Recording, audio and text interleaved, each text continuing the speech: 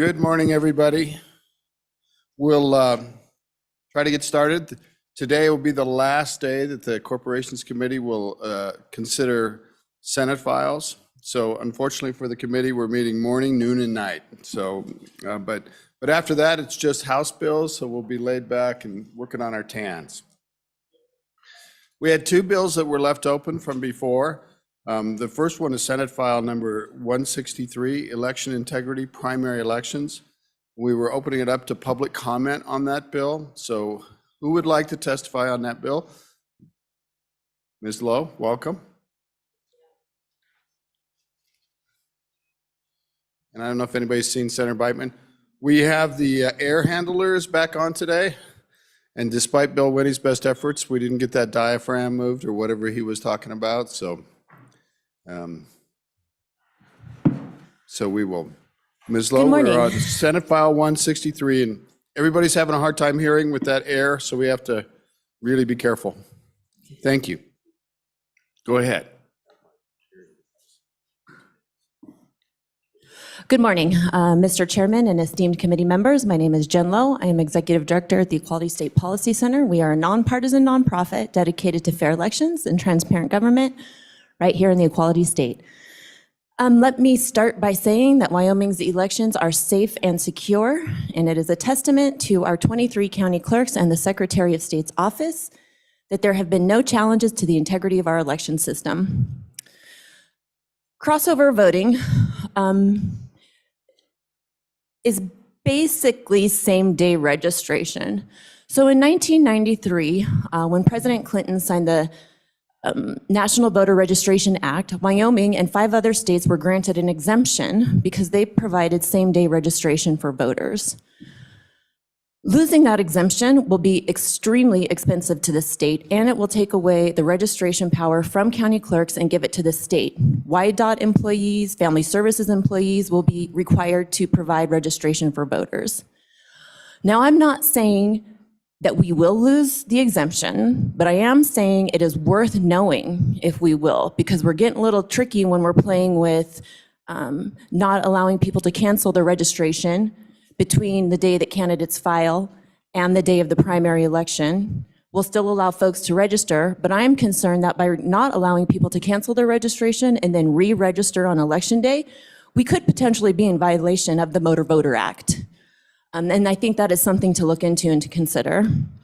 I'd also like to point out that crossover voting did occur. It occurred in 2020 and it occurred in 2022.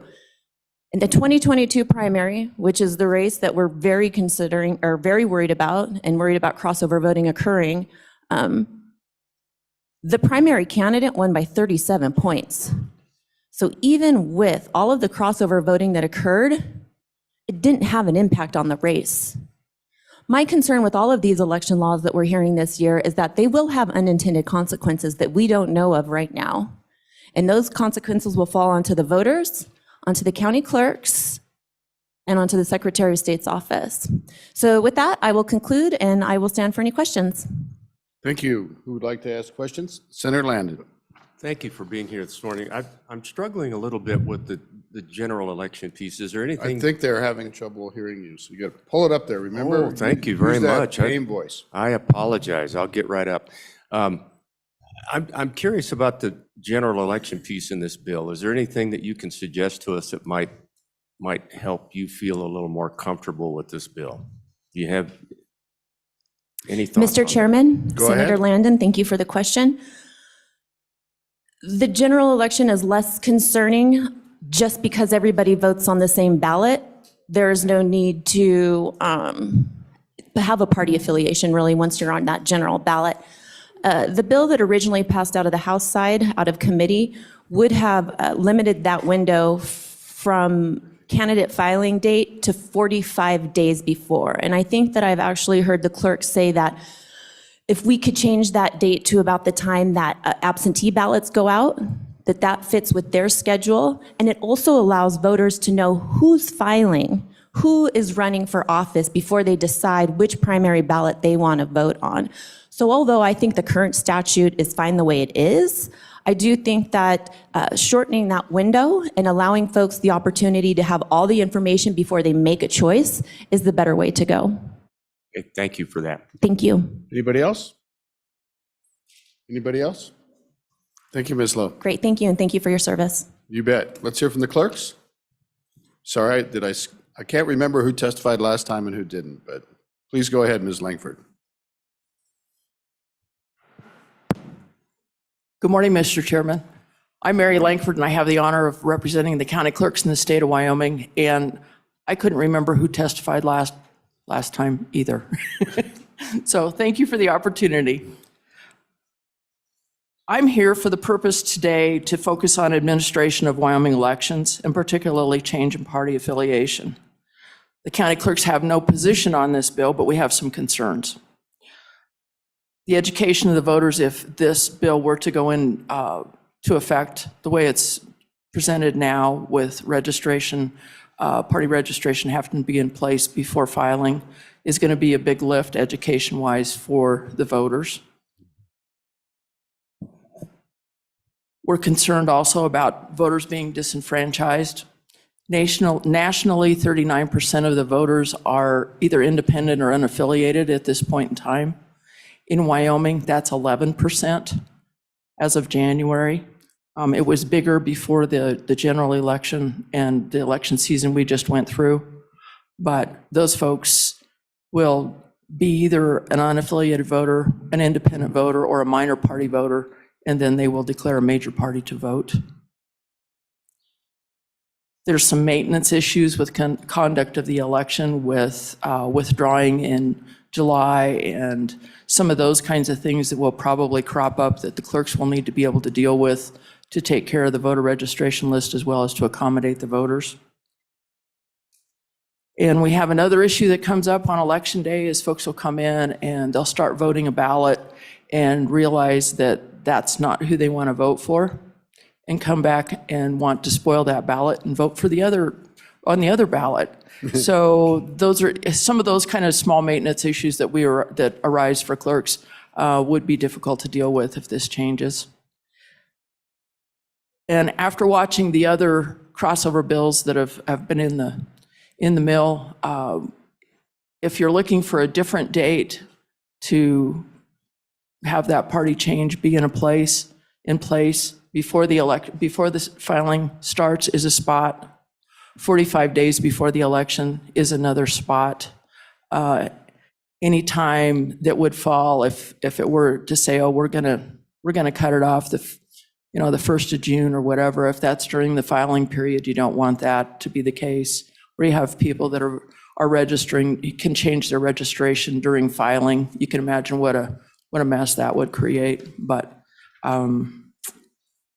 and whatever the policy decision is on this, the clerks are able to administer this bill. There'll probably be a few kinks, but as I said, our biggest concern is just the voter education, as this is a pretty significant change to the way we've done business for a really long time.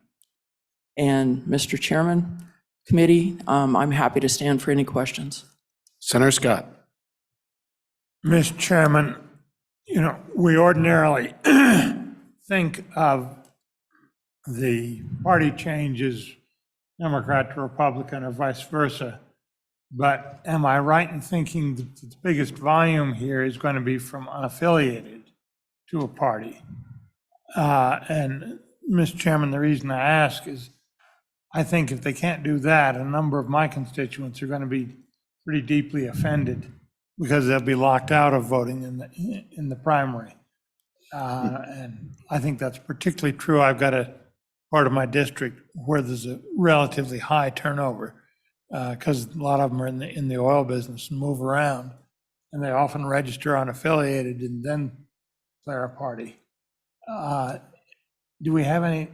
Am I right in thinking that that's a party change from unaffiliated to a party? And do we have any statistics on how prevalent that is? Ms. Langford. Mr. Chairman, Senator Scott, you're correct. With the numbers that I've got, as of January 1st, a month ago, in Wyoming, there were nearly 32,000 unaffiliated voters. The Democratic Party at that point in time had 36,000 registered voters. So that 11% of the voting population is looking for a home when it goes to a primary election, if they choose to vote in a major party primary election. And we do see that movement and have seen that movement. The old statement that people in Wyoming vote for people, that's pretty true. And that's what you're talking about, Senator Scott. Anybody else? Anybody else on the committee? I might have a couple. So looking at the meat of the bill is on page 3. It's section A at the top of the page. For a primary election, an elector may declare or change party affiliation by completing an application prior to the nomination day. So we have someone that moves into Wyoming and they move in past the nomination day. According to this, they would be an elector and they would not be able to declare. In essence, we wouldn't be allowing them to vote. I mean, doesn't the plain language of this mean that? So if you're a brand new resident of Wyoming, you go to the clerk. I think this language says you have to have done it prior to the first day. And do you see what I'm saying? And I think the same thing for an independent. I think an independent doesn't declare that they're an independent, they just are. And so this is the first declaration. And we're saying you can't make that first declaration as a new citizen or maybe someone who hasn't voted before. Ms. Langford, am I reading that right?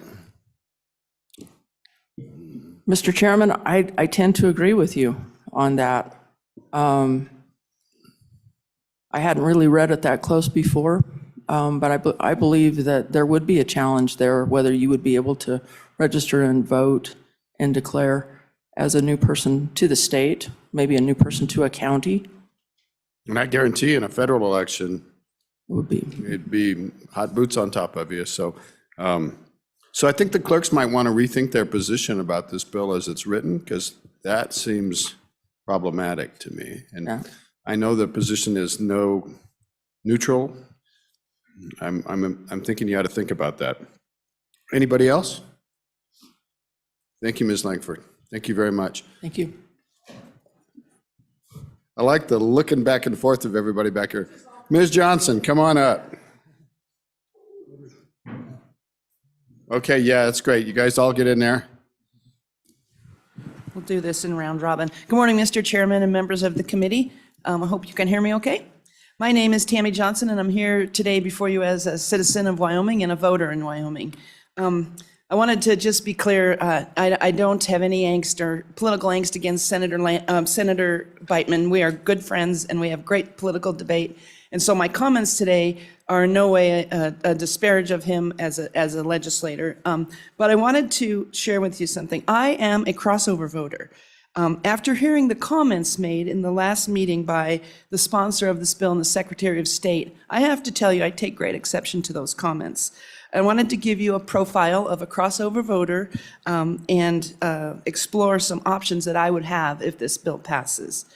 I am not a, quote, high-fiving, backslabbing, disingenuous voter intent on disrupting the platform of the Republican Party. I would like to think my vote has that kind of power, but I'm pretty sure it doesn't. And I cannot take credit for something that others have done before me. So I am, however, an informed, engaged, and strategic voter. I think about the value of my vote, and I do my best to use it to contribute to a government that will be representative of all the people of Wyoming. So when I vote, and when I cross over to vote, I consider the candidates very carefully. I look at what they represent, I look at who they are, not what they represent. I do not vote for what is on the ballot. I vote for who is on the ballot. Who are the candidates, their beliefs, their positions on issues, how they will take care of my fellow man, and how they will create a government that meets my expectations. Being in a party where there is almost always only one primary candidate and only one that rarely wins, those do not allow me to engage in this kind of political debate with myself when I choose who I vote for. So I don't think that this vote is, this bill allows voters to engage fully in the process. As I lie in bed last night at 2 a.m. thinking about my comments on this, because this is how much this means to me, couldn't sleep, I forced myself to think about another situation that might be parallel. And I thought about gun regulations. And I thought, these two rights are granted to us in the Constitution.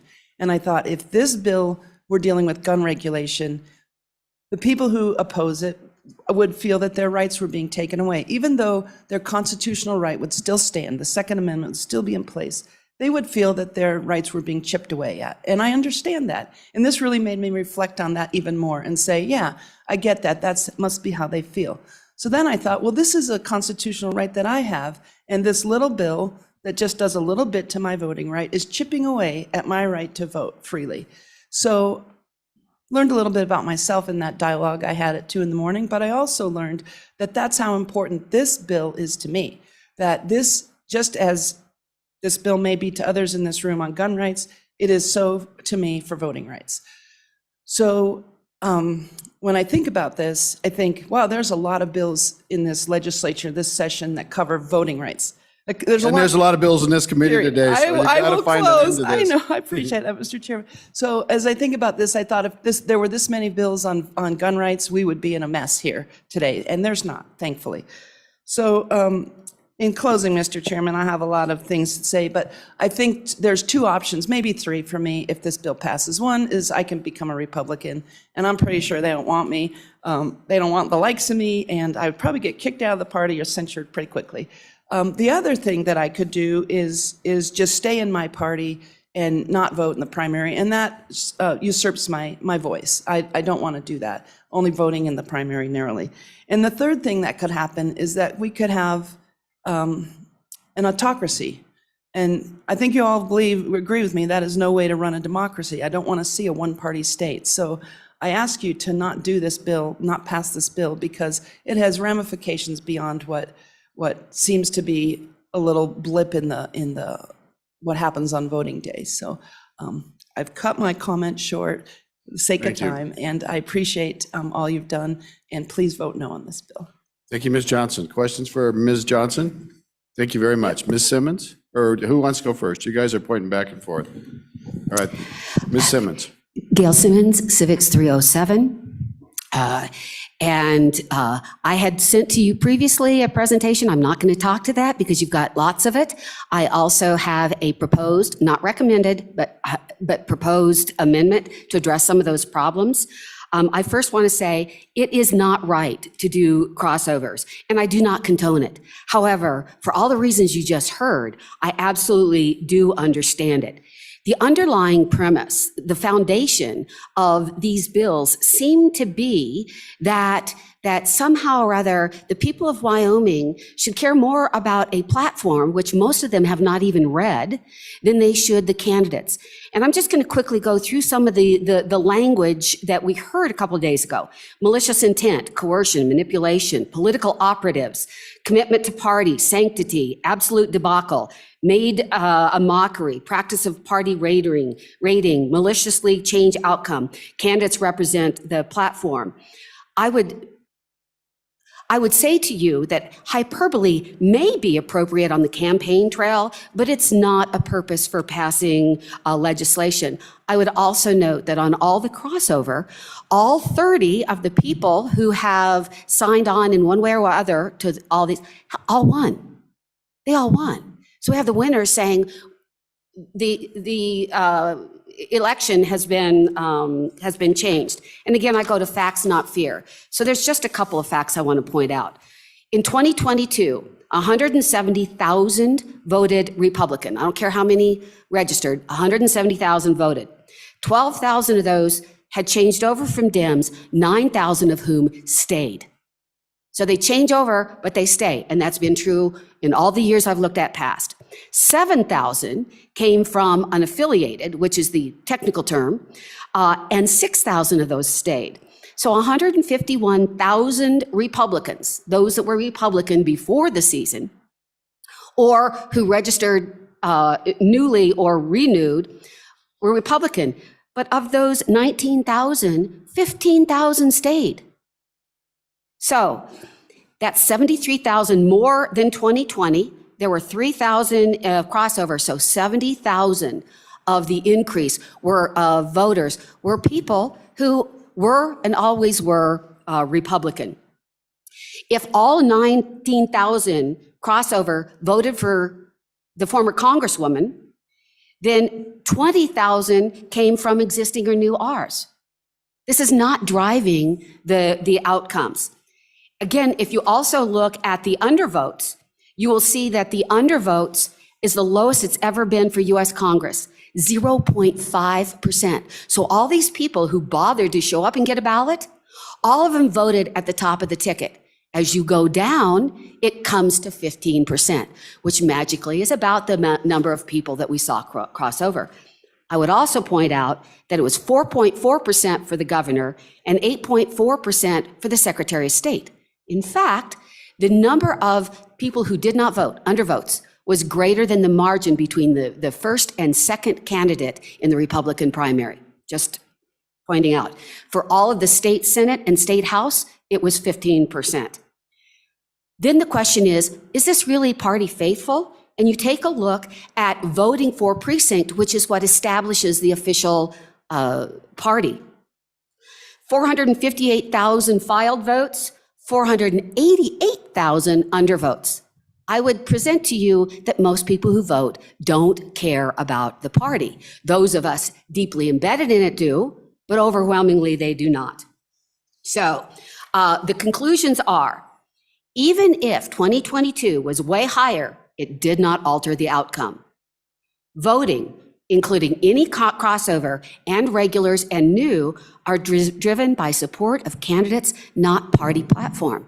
As I've told somebody else, the Democrats don't care about the Republican platform. The Republicans don't care about the Republican platform. We just know what we know. If we shut down crossover, it will cause permanent change in affiliation, and we will have a de facto single party state. That, I think, is exactly opposite of what the testimony has been. We want Democrats who believe with Democrats to stay in Democrats. We want Republicans to stay as Republicans, but we're going to take action that does contrary. If we really want to eliminate crossover and exclude non-Republicans or non-Democrats from nomination in a particular party, the only way to do that is to nominate in caucus and have qualifying primaries like we do for municipality. That means an open primary. So my recommendation is, if you're going to... You're getting close to finishing up? Yep. If Okay. you're going to pass out of committee, then I have two identified amendments. The first of which addresses the kind of strange idea that we're going to shut people down from canceling their registration. That's not the perceived issue. It's when they re-register. And so what this does is says, if you cancel during your registration during that blackout period, when you re-register, you cannot change the existing party affiliation because it locks it in at the time that you cancel. So that kind of gets around some of those others. The second is that if you're really determined to do this, then have it be at the beginning of actual voting. And so whatever on some of the other bills, that might be 28 days if you're not UOCAVA, or 45 days if you are. I would just like the language to say on the first day of absentee voting based on your particular circumstance. And I stand for questions. Thank you, Ms. Simmons. Any questions for Ms. Simmons? Senator Scott? You said 19,000 did cross over, change of affiliation. How many of those came from unaffiliated? Ms. Simmons? Through you, Chairman, Senator Scott, for this time, it was actually 7,000. In 2020, the highest number of crossovers was unaffiliated to Republican and stayed. The second highest was Republican to Democrat and stayed. And the third highest was Democrat to Republican and stayed. So 2022 is an anomaly, and so it's a higher percentage of unaffiliated, but a lower gross number. Okay. Thank you. Anybody else? Thank you, Ms. Simmons. Ms. Herman? Thank you, committee. Pull it close. I'm so sorry. I'm sorry, committee and chairman. Thank you for having me this morning. Marguerite Herman, League of Women Voters, and I'll just make a general reference to, I've been testifying against this concept in front of Senator Scott in many iterations over the past 20 years, it seems like. So if any of this sounds familiar, it's because it is. First of all, the League of Women Voters, one of their slogans is be informed and vote. And be informed means learning about the candidates. We have candidate forums, we have questionnaires, we try to promote informed voters. This is a bill is don't bother to be informed because you vote before you have a chance to understand the candidates. It's a party discipline measure, which I understand the desire for it, but I would argue that that is not the function of statutes, is to enforce party discipline. As I said repeatedly, I should be able to get up on the day of the election, considering all the information that has been gathered and outed by whatever media up to that point, and make a decision on the day of the final vote on election day, and forcing me to make up my mind based on supposition, who's going to file for office, maybe, it doesn't seem to make that be informed and vote work. I will say that people should be able to control their registrations, their voter registrations, which is the exercise of your franchise is such a personal and sacred responsibility, not just right, but a responsibility that I think you should be in control of how you exercise it, within the law, of course. But as your registration, you should be able to control it, what party, it may be not affiliated at all, or affiliate whenever that change makes it sense to you to exercise your franchise.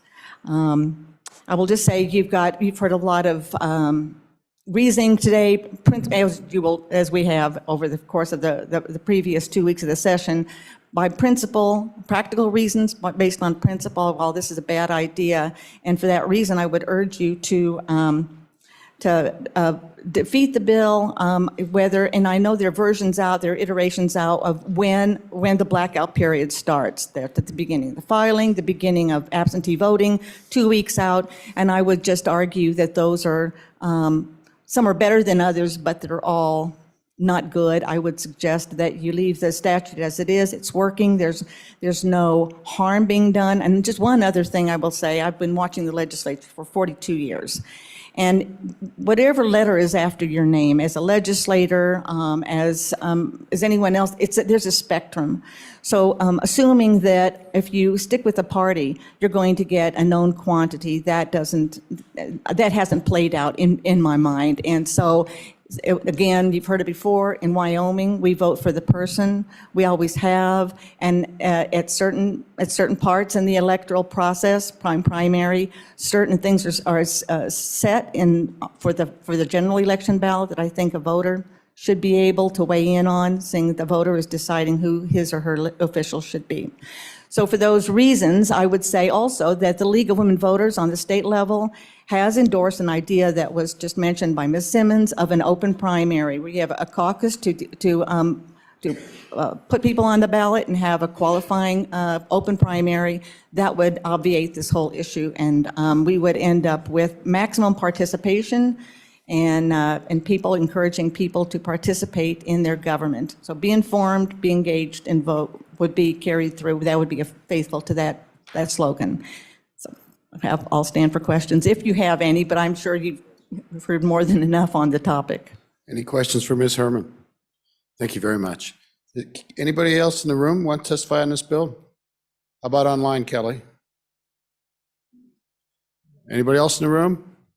All right, committee, you've heard the testimony. What is your pleasure? What is the pleasure on 163? Is there a motion? Got a motion by Boner. Discussion. Go ahead. You want to defend it? You might as well. You made the motion. Thank you, I'm Mr. glad Chairman. you did. I think, Mr. Chairman, I'm in support of this bill. I've been a co-sponsor before. I think that it does alleviate some of the concerns we have regarding our elections. I always point out that, this doesn't end crossover voting, as it were. It ends, I guess, the crossover voting that happens, in the lead up to the election. So I think it's pointed out incorrectly that, oftentimes our elections are not so close that this would make a difference, but sometimes it does. I think we could point to examples within the past 10, 15 years where it has made a difference in some rather consequential races. So for that reason, I support the concept. I have to admit, I hope that the Prime sponsor would work with the clerks a little bit more closely to make sure that it achieves its effect, and I'm a little disappointed that apparently it hasn't. But I think that's something we could potentially fix as the bill moves forward, so that's why I moved it. All right, thank you, Senator. Any other discussion, any other amendments? Senator Scott? Mr. Chairman, I'm going to vote no, and I'm going to explain why. I think a lot of my constituents will be offended by this bill. The group that will be the most offended are people who are unaffiliated, often recently moved here, and find they're locked out of the primary. And I think they're would be rightly offended, because that is most years, not this last time, but most years, the largest source of the party change. But it wouldn't be restricted to that. Another reason is that while I think that the registration will still be allowed, given the language, I'm not sure it would be, because you've got 3 party statuses: Republican, Democrat, or unaffiliated.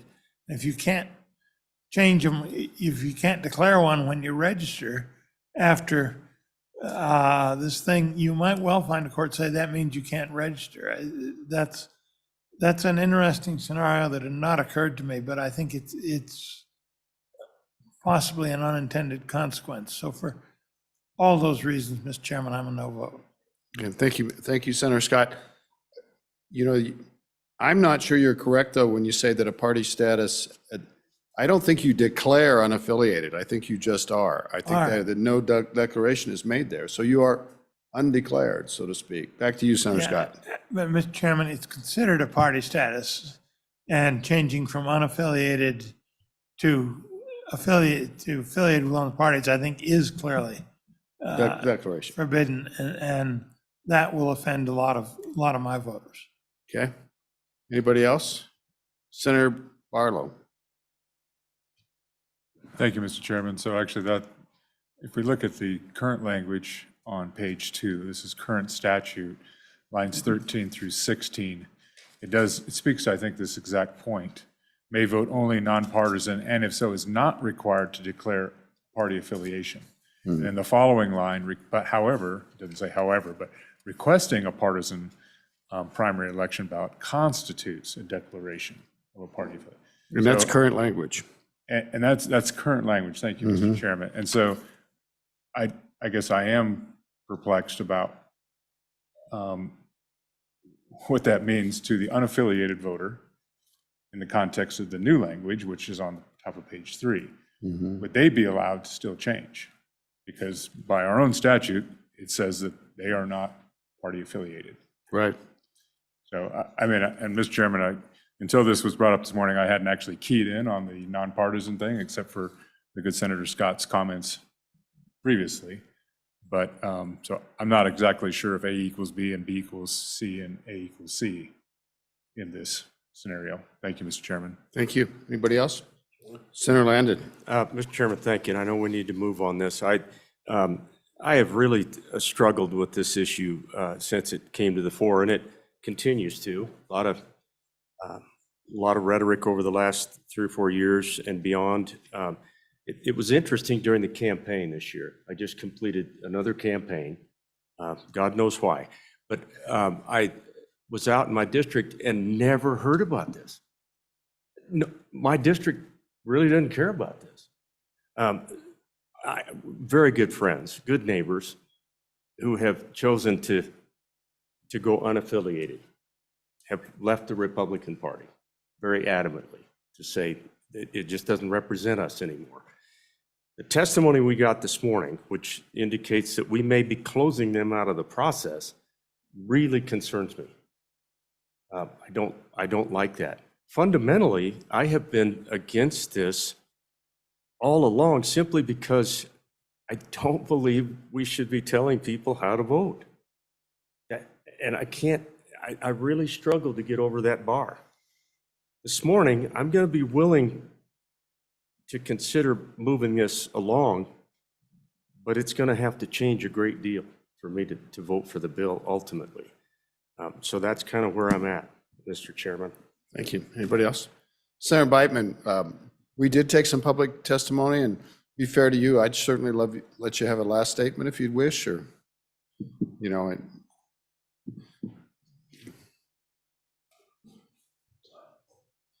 we kind of, we're stoking the engine here, you know, it's a long day for us. It was a long day yesterday. It's been a long week, sir. Thank you, committee. Thank you for the opportunity to wrap this up. Again, we've been trying to kind of tighten up our primaries for a long time. However we get there, we'll get there. But I think there's a time frame where the change in affiliations needs to be halted to allow for the integrity of the process to play out. Republicans, grassroots Republicans want their vote to count. They don't want it to be diluted. I understand unaffiliated, and I understand Democrats not really having a party anymore. The best thing for this bill wouldn't be needed if we were a narrowly or equally divided state. But we're a supermajority state now. The Democrat Party is in tatters, and nobody wants to run as a Democrat anymore. And we probably wouldn't need this bill if that weren't the case. I get that, but we're trying to make non-Republican voters happy by letting them vote in the Republican primary, but at the same time, you're taking that vote away from the actual Republicans. It's a conundrum, and that's why there's discord, quite frankly. So however you determine that to make that right, committee, that's up to you, but I just appreciate you hearing all of our testimony and working the bill. Thank you. Thank you, Senator. Anything for the senator? Thank you very much. Thank you. Hope you have a good day. Committee, back to you. Any proposed amendments? Anything? Call the roll, please. Senator Barlow. No. Senator Boner. Aye. Senator Landon. Aye. Senator Scott. No. Mr. Chairman. No. So 3 noes, 2 ayes. Thank you, Senator. Thanks all that testified. The next bill for our consideration is, we're still on Senate Joint Resolution 11. We closed public testimony on the other day, but it was so acrimonious, and I felt there were some personal attacks, and I wanted to give the sponsor and his co-presenter a chance to wrap it up, and then we'll work the bill. So Senator Larson, and I think maybe your fellows online, is that right? Okay, Kelly, we're looking for, what's his name? Mark Meckler. We're looking for him online. If you could let him in.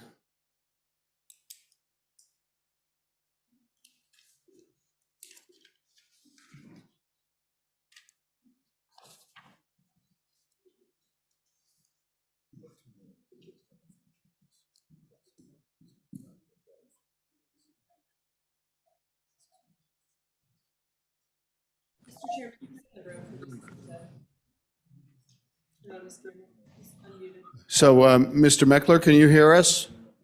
Yes, I can. Thank you, Mr. Chairman. Okay, let's go through our sponsor of the bill, and he can yield to you as appropriate. We're kind of letting both of you wrap it up. So, Senator Larson. Mr. Chairman, thank you. Thank you for continuing this. I think I'm just going to turn it right over to Mark, if that'd be all right. I think they were attacking him pretty hard. Yeah.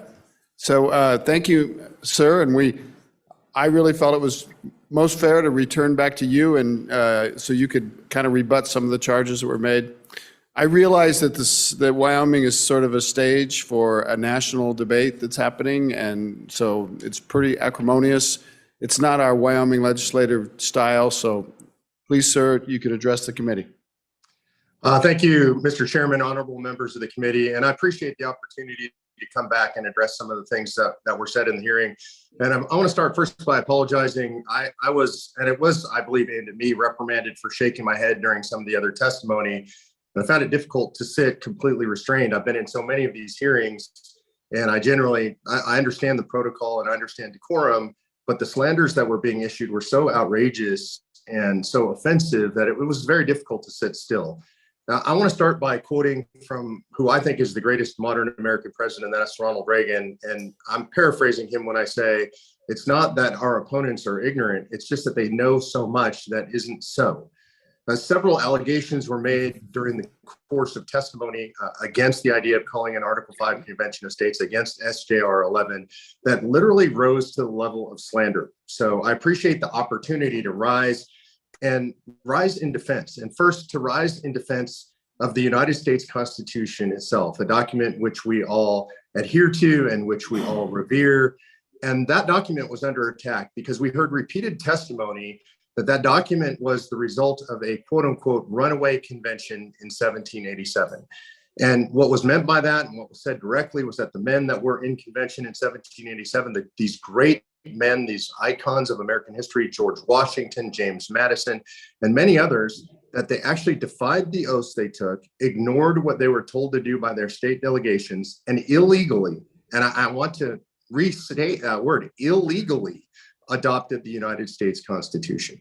That's an outrageous slander against the Constitution itself, to allege that our beloved Constitution, which has survived over 240 years, almost 250 years of history, the longest lived Constitution in the entire world, the average life of a Constitution being 17 years, was illegally adopted. That is a slander against the document itself, and it's one that I will vehemently defend against for the rest of my career in public life. Number two, it's a direct slander against the framers of the Constitution itself. These are men, again, that most of us revere, that we hold in high esteem, living in a time that was very different from our time in the sense that honor was held in the highest esteem. In fact, men would actually duel over the concept of honor. The idea that they would not act with integrity and honor was such an outrage that one could actually be challenged to a duel and killed over making such an allegation.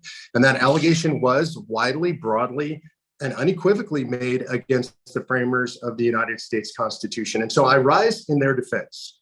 And I do so not just as a matter of principle, but I do so factually. The record is very clear that the framers of the Constitution, meeting in 1787 there, had absolute authority to do exactly what they did. And again, this is a place where our opponents are simply ignorant of history. And I would argue at this point, 9.5 years into the process, they are ignorant by design and by intent. And I say that because anybody can read, and we have offered to anybody who's willing to read it, Professor Rob Nadelson's Law of Article 5, an actual treatise on this. We've offered to them Michael Ferris's Law Review article in the Harvard Review of Business and Law, which is almost a 100-page article refuting the idea that 1787 was a runaway convention. We've offered to them the actual commissions of the delegates, the commissioners to that convention, which are available for public viewing, which all but two of them say that the commissioners had full authority to do anything and everything necessary to render the federal Constitution adequate for the exigencies of the Union. There is no limitation on their authority. We've offered to them Madison's Federalist 40, where he states unequivocally that if you want to know the authority of the commissioner. You probably don't have to go into intense detail. Okay. We're so short of. Okay. I appreciate that. My intent was to give you a last shot. Okay. Perfect. Yep. Not a last battle. So then I would like to also defend the integrity of the grassroots activists in this organization, over 5 million of them, thousands of them there in your state, who are not trying to substitute some constitution that they say that we have already written. We don't know anything about that. We've never heard anything other than their allegations about some alternate constitution. I think the only place where they grab that from is there's somebody who serves on our legal advisory board by the name of Robbie George. He is a noted, in fact, considered one of the greatest conservative living constitutional scholars. He participated in an academic exercise several years ago where he and others were asked by the National Constitution Center to to do an academic exercise, and he drafted something, frankly, I don't even know what it is. And I think that's what they're referring to. But I can say unequivocally for myself, for millions of grassroots activists, for all the people who support us like Mark Levin and Ben Shapiro and many others that are notable national figures, that there is no alternate constitution that we have in our back pockets that we're pressing for. What we are trying to do is to use Article 5 of the Constitution to give you the power and the American people the power acting through you to propose amendments to restore the United States Constitution. And I'm happy to stand. Thank you very much, sir. Any questions for Mr. Meckler? Any questions? Thank you very much for making time and coming back. Thank you, Senator Larson. Anything you want to say? Mr. Chairman, I just want to reiterate the federal Congress can do this every day. Why shouldn't the states go and talk about proposing amendments to our Constitution? I think that's Wyoming should join the crowd. Thanks. Thank you, sir. Thank you. Appreciate your work. Committee, you've heard the discussion. What would you like to do? Senator Barlow. Got a motion by Barlow. Discussion. Senator Scott. I would observe that most of the people that are for this, I think that there's a series of ills that will be cured the way they want it to be cured. And my observation is that I have strong suspicions that that won't happen, that the results will be rather different than some of the proponents think they will be. And Mr. Chairman, I'm frankly nervous about what some of those results might be. I think our Constitution has worked very well for us, very well for us. And the result is this is the freest, most prosperous, and best country in the world to live in. And I am very reluctant to go challenging it. So I'm going to be a no vote. Okay. Anybody else? Senator Landon. Mr. Chairman, thank you very much. With great respect to the senator, I have really been hesitant on this front through the years. And it's really born out of this. I lay there at night, 2 o'clock in the morning, and I think about how does Wyoming win if we jump in the mix of this thing? Even with one vote, one state, there's so many states that just flat out don't agree with where Wyoming is, or don't understand us, don't land on the same side of things with Wyoming. I can't get my arms around how our state could come out of something like this in good shape. So many other things. This particular one aims at the debt. 80, 90%. In graduate school, I took some courses on political economy. I've got a professor right here, but the point is we owe that money to ourselves for the most part. I worry about the unintended consequences, just like the senator to my left right here. I'm just really struggling to get there, Mr. Chairman. I'll probably be a no today. Thank you, Senator. Senator Barlow, do you have anything else you want to say? Mr. Chairman, so thank you. I am a co-sponsor, and I've been a co-sponsor, I think, for my entirety of my tenure in the legislature. And it's principally because, Mr. Chairman, I traveled on my own accord 4 times to 4 different national conferences regarding the process of an Article 5, and not the issue, not whatever the challenge is, the budget or term limits, not that. I agree that we don't know what the outcome will be of a convention, but I find great comfort in the fact that it comes back to the states, to the people. And it's the people, either through their elected body, depending on how that's set, or through or through themselves on the ballot, that get to ultimately make this decision. So in a committee yesterday, Labor Health Committee, we got to talk about our rights. The rights we have, exercising those rights. We've heard about some of those rights this morning in our first bill, the Second Amendment, the suffrage. To me, Mr. Chairman, this is simply an avenue to exercise a right under Article 5 of the U.S. Constitution. And I cannot imagine that being limited, I cannot imagine voting for limiting that from any citizen of this country. So I am supportive of us having access to all of our opportunities under the Constitution. Thank you, Mr. Chairman. Thank you, Senator. Well, everybody, I would be excited. I think the discussion itself and the process itself would be really healthy for our country. And last time I testified on this, I thought about when they ratified the original Constitution.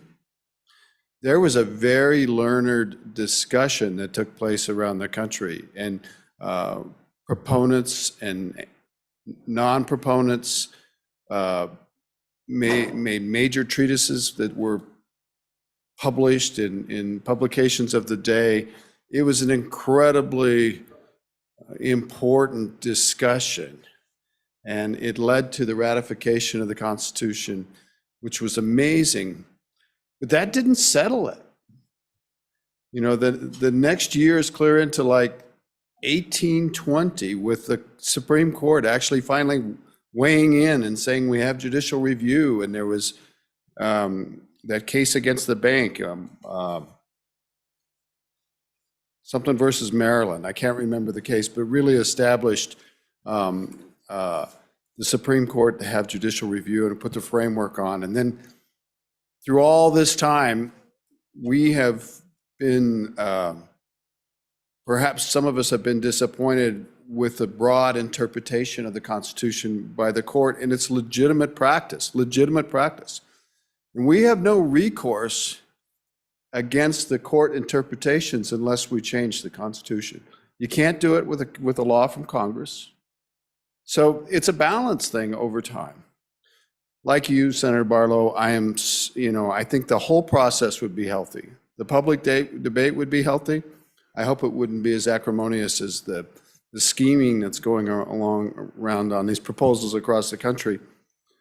But I think just a public debate, take a couple years to think about it, and then have it come back to the states, and you require 3/4 of the states to ratify any changes. Amazing check and balances. And this stuff, when somebody says they've rewritten a Second Amendment or something like that, I'm going like, that's a tinfoil hat statement, if you want my opinion. And I don't mean to impeach anyone, but that could never happen. So with that, I'm a supporter. Anybody else want to say anything? I will point out that we have a proxy by Senator Boner here, so you can call the roll.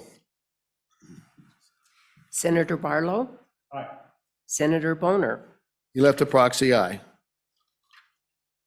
Senator Landon? Senator Scott? No. Mr. Chairman? Aye. Thank you very much. Good luck. And thanks for all your hardworking people. You've worked hard on it. The next bill for our consideration is, I lost my place, Senate File 140, Building Code Requirements Refrigeration. Senator Pappas.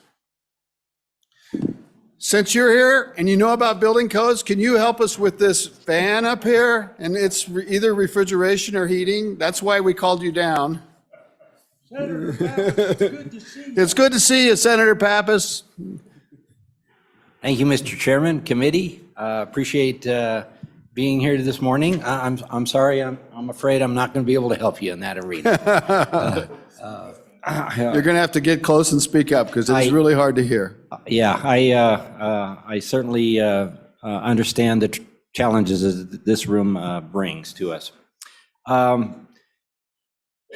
Good committee, I bring this bill to you. Simple 2-page bill, 3-page if you look at the fiscal note. The issue here is with the phase down of refrigerants in our country. As you well know, the refrigerants that we've been using in the past have been toxic to the environment, and the EPA has phased many of these out. And while a lot of them, most of them are still allowed for the life of the equipment. New equipment will have to have new refrigerants, okay? And so the EPA has approved many refrigerants to be used in future equipment. All this bill does, if you go to page 2, you'll see that the use of refrigerated equipment designated by the federal government, they're under 42 USC 7671K, shall not be prohibited or regulated by any code. That's all we're doing. We're trying to make sure that the federally approved products that manufacturers will be using can be used in the US or in the state of Wyoming. And the reason why we're bringing this is some of the new refrigerants, there's different classes of refrigerants. Toxicity, there's A and B, and flammability is class 1, 2, and 3. Well, there's a new class called 2L, and it is the class 1 to 3 deal with flammability. Class 3 being very flammable, and class 1 not so. Class 2 is in between. Class 2L refrigerants have a moderate velocity, flammability velocity, a mild flammability velocity. So some folks in the fire industry, in the fire protection and fire code industry, feel that these maybe should not be allowed. And so the intent of this legislation is to say, yes, some of those are out there.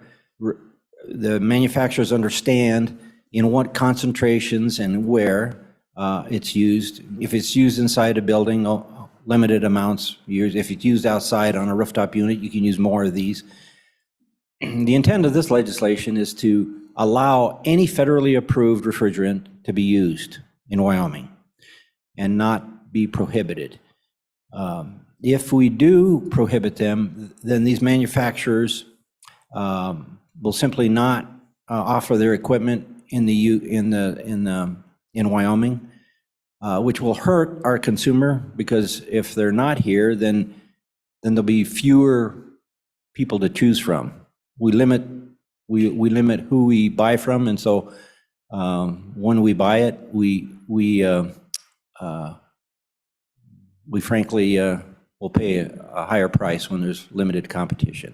So, and I do have someone from the industry here to speak to us. Chris, is Chris here? Chris, why don't you come up? He can explain to you probably better than I can. He's with the Air Conditioning, Heating, and Refrigeration Institute. So if I could turn over the mic to him for testimony, unless you have questions of me right now. Any questions for Senator Pappas? Thank you, Senator Pappas. Thank you, Senator Cates. Yes, sir. I didn't catch your name. My name is Chris Brzee. Can you pull that closer? You see, we have problem with the air conditioning and heating in this room. and that's why you're here. So pull it close, because we're having a terrible time hearing. Yeah, absolutely. Can you hear me a little better now?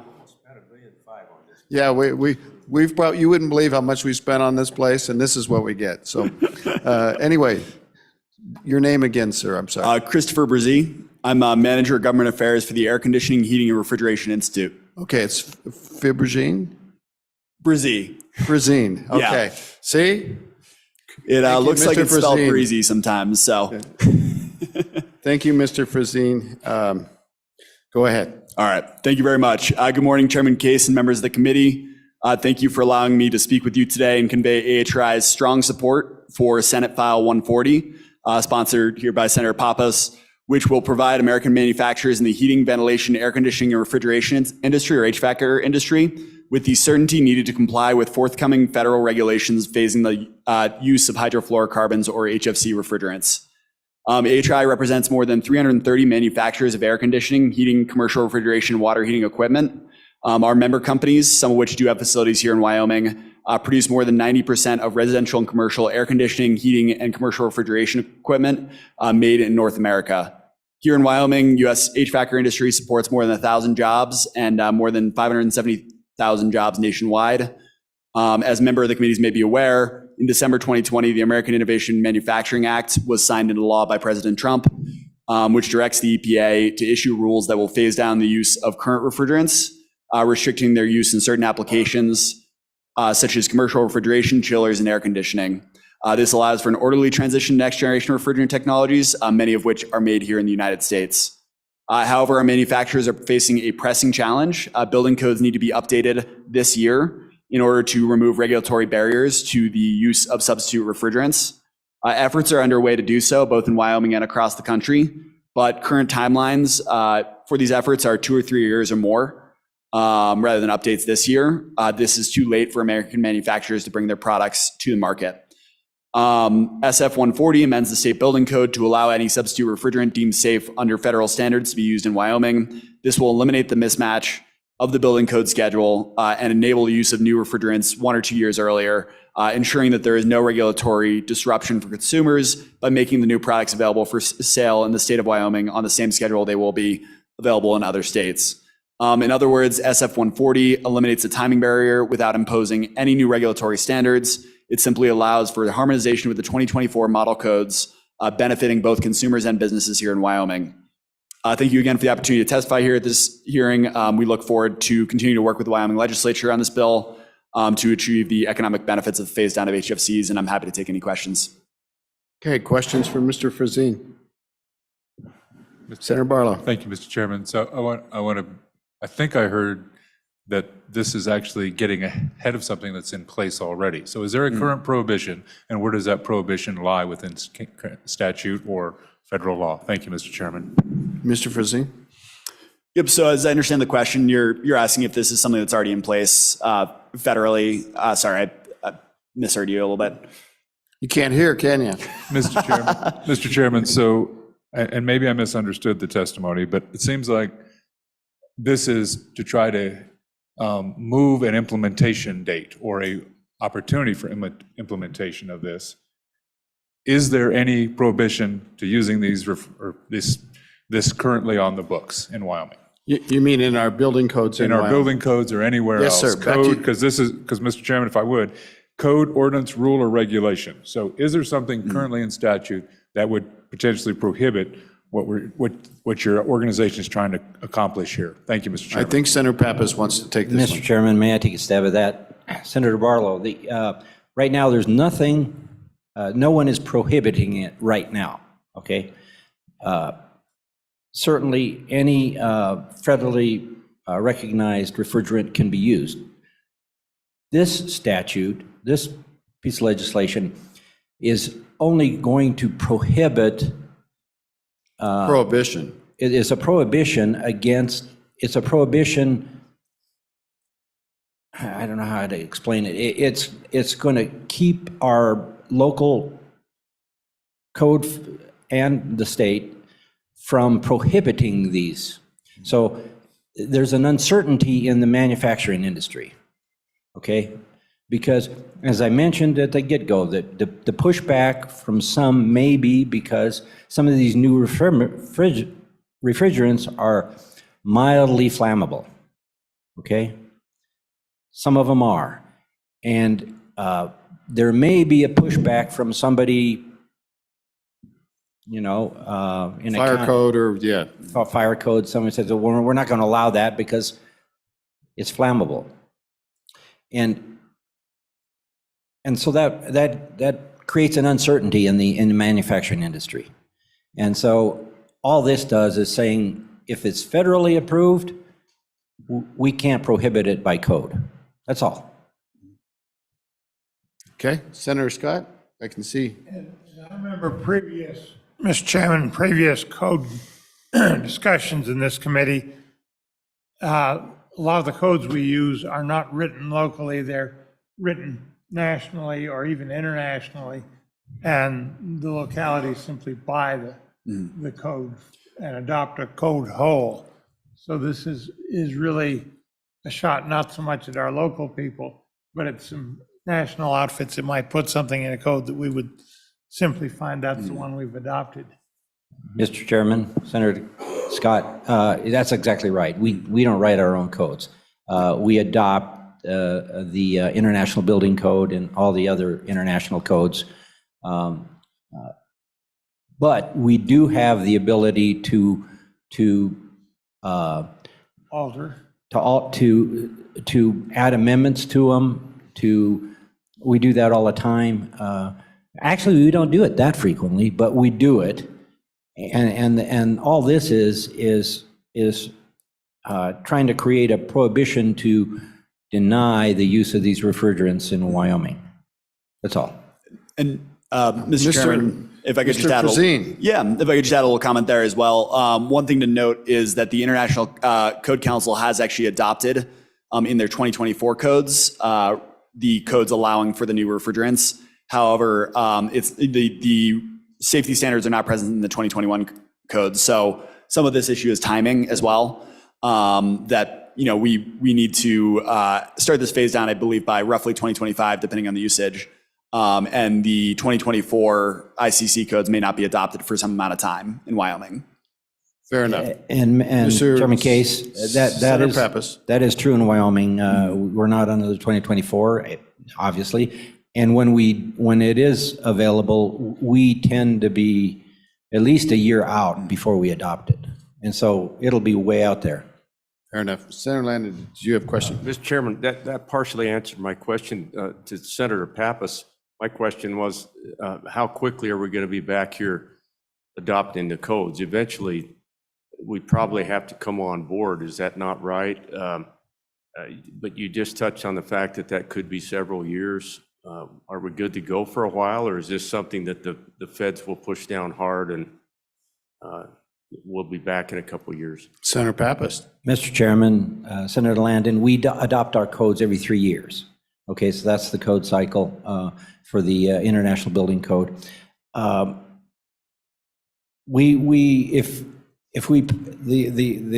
idea right now for this statute is really to take us until those codes are adopted. And so we pass this right now. It gives the manufacturers certainty for Wyoming. And this is happening in other states as well. And so, frankly, it's just kind of a Band-Aid approach to assuring this happens until the 2024 codes. Again, the international, the folks who write the international building codes have no issue with this. It's just not in the code right now. Yeah. Thank you. Anybody else? So before we go too far, would you explain, maybe Mr. Frazeen, why we're doing this and what advantages the new refrigerants have over the old old refrigerants? And I assume it's environmental issues, but I'd like to hear that. Yeah, absolutely. So some of the driving force behind this is, of course, the environmental benefit of new refrigerants. However, one of the issues that manufacturers are running into now is this is something that's been adopted not just in other states at this point, none of other states, but globally as well. So for our manufacturers, there are, I think, something like the most recent stat I heard was there's already been something like 80 million units sold across the globe that use these new refrigerants. So one of the struggles for American manufacturers is if we're selling older equipment with, last generation refrigerants here in the US, and they're trying to sell internationally, they're now trying to maintain two different levels or two different basically lines of manufacturing. And now that the US across many states, even before the AIM Act was signed by President Trump, across many US states, they had already adopted similar regulations now, meaning even within the US, they would have to be running two different lines of manufacturing for old equipment and new equipment in order to meet all regulations. So industry did work with the federal government on this one to ensure that there's a steady and uniform phase down across the country so that manufacturers can compete and be competitive here in the US with these changes in the markets that's occurring truthfully globally and at the state level as well, previous to that law. Okay, and another kind of technical question. Yep. So when, for example, in your automobile, and I may have this a little messed up, but you went from refrigerant number 12 to refrigerant number 14. And refrigerant number 14 wasn't as efficient as 12, but it was better for the environment. It didn't work as well in the older cars, given the size of the condensers and stuff like that. Is that an issue with the new refrigerant? Is it less efficient and you need to modify your equipment, or maybe explain that? Maybe it's a perfect substitute? Chairman Case, I can explain that a little Okay, bit. Senator Pappas, thank I you. believe, because being an architect, I've certainly installed a lot of this equipment in buildings. The issue is the refrigerants act and work differently. So you can't evacuate a system that is designed for one refrigerant and replace it with some of these new refrigerants. They just won't work efficiently. Some of them may not work at all. And so the system has to be designed for that refrigerant. And so, yes, I imagine efficiencies will change, but that's not an issue for the industry. The industry, their designs will compensate for efficiencies, but the new equipment cannot use these old refrigerants. Fair enough. So you guys, I once worked in a slaughterhouse to clean it up, and it had an ammonia refrigerant system. And that's no kidding. It wasn't in use anymore, but that's what it had. So, Mr. Chairman, the gentleman who you all well know, Mr. Pickard, asked me to bring this bill, and he wanted to make sure you knew that he wanted to make sure his beer stayed cold. Well, thank you very much. Any other questions for these gentlemen? Senator Barlow. So, Mr. Chairman, I know this will come up during the working of the bill, but just for the sponsor to take a look at the language on line 7 and below. Certainly when the sponsor brought the bill, he said, this is what we need. But the way there's a conditioning. It's actually, I think it's a conditioning, not an exception, and I just want him to think about that. Okay. As when we get to working the bill, because I don't believe it's an exception. I believe it's actually conditioned on the equipment. So anyway, I just throw that out there that I want him to think about that. Would you discuss the language and point to what you're talking about? Yeah, line 7, page 2, line 7. After Wyoming, it says except. And I think it should be providing or something else, because I don't know that we're accepting. Anyway, there's just a wonkiness to the way that reads to me, Mr. Chairman, and I just want to bring that. The second thing, Mr. Chairman, is below in that line, it talks about a permissible refrigerant, and the title in the first line is the use of a refrigerated designated. So we have a designated, and then we have a permissible, and I want to make sure we're using the accurate terminology. If it's not important, it's not important, but I just want to make sure that we're clear when we get done with this, we're clear that what we're doing. Thank you, Mr. Chairman. Thank you. Senator Pappas. Senator Case, Senator Barlow, thank you for those comments. I'll certainly look at it. In fact, I'll run across some of those with LSO staff and see, maybe we can make it less ambiguous. Okay, thank you. Let's find out if anybody else wants to testify on the bill. Anybody else in this room wish to testify on the bill? Anybody else in this room? Kelly, they must be stacked up online for this. I'm surprised the malt beverage industry isn't on top of this, I'll tell you that. Okay, Kelly, thank you. Nobody online, nobody else in the committee. Committee, what's your pleasure? Motion by Barlow, discussion. Do you want to offer any amendments, Senator Barlow, or you want to let Senator Pappas think about it? Mr. Chairman, I think I understand the intent. I just hope that this clearly communicates it, and I defer to Senator Pappas if he decides he wants to adjust it. But I think if you understand what I'm saying, it's top of the page, it's designated, bottom part of the sentence is permissible. Use versus actual refrigerant. And then it's an exception instead of a conditioned on conditioning, meaning based on proper use. And then here's the other thing, Mr. Chairman, is what applicable laws, line 10, what applicable laws, rules, and regulations? We must be talking about federal, because we're just saying that we cannot do anything with this. So it might be instructive for the senator to think about that as well, because we're saying in this statute that we can't do anything. Nobody in the state of Wyoming can do anything, I would argue, including ourselves. until we adopt a code. So anyway, maybe federal goes there because that must be the default, Mr. Chairman. Thank you. So, Senator Barlow, I read that a little bit differently. I think the line 10 would be about our building code, our local regulations, and enforcement. But we'll let Senator Pappas mull on that. Coming back this way, Senator Landon. Mr. Chairman, just as a heads up to the senator, below when we use the word permissible, we might be, later on, take a look at using the word acceptable, because that's what we do up above. Containing an acceptable refrigerant, because we designated them acceptable up above. And just a cleanup thing that we don't have to worry about this morning, Mr. Chairman, but appreciate the discussion to make sure it's cleaned up. Okay. Anybody else? As I hear lots of discussion about these words, but I don't, let's be clear, nobody's offering an amendment. Is that right? Okay. So I think we're done with the discussion. Why don't we call the roll? And I do have another, Senator Beitman didn't hear this. I usually don't do this, but it's such a jammed up day, I'm going to let his vote stand. So I'll give it when it's, and I'll turn this in at the end of the day. So go ahead and call the roll, Debbie. Thank you. Senator Barlow. Senator Boner. Senator Boner voted aye. Senator Landon. Senator Scott. And Mr. Chairman. Boy, I want to vote no on this really bad, but I think I'll vote aye.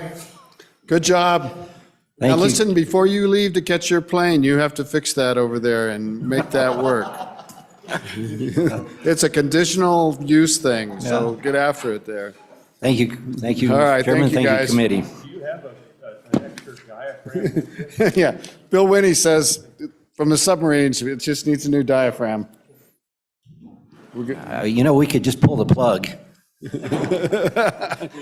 that off on your way out. If we had a switch, we'd love that. If we just had a switch on the wall, we could turn it We off. probably don't need much cooling in here today.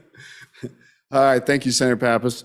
The next file for our consideration is Senate File 147, Government Contracts Labor Organization. I swear I saw Senator Anderson. Is he hiding behind a pillar? I thought he just came in. Oh, Senator Anderson forgot some papers? We can take a couple minutes. In fact, I'm going to walk down the hall. We'll take 5 minutes, okay?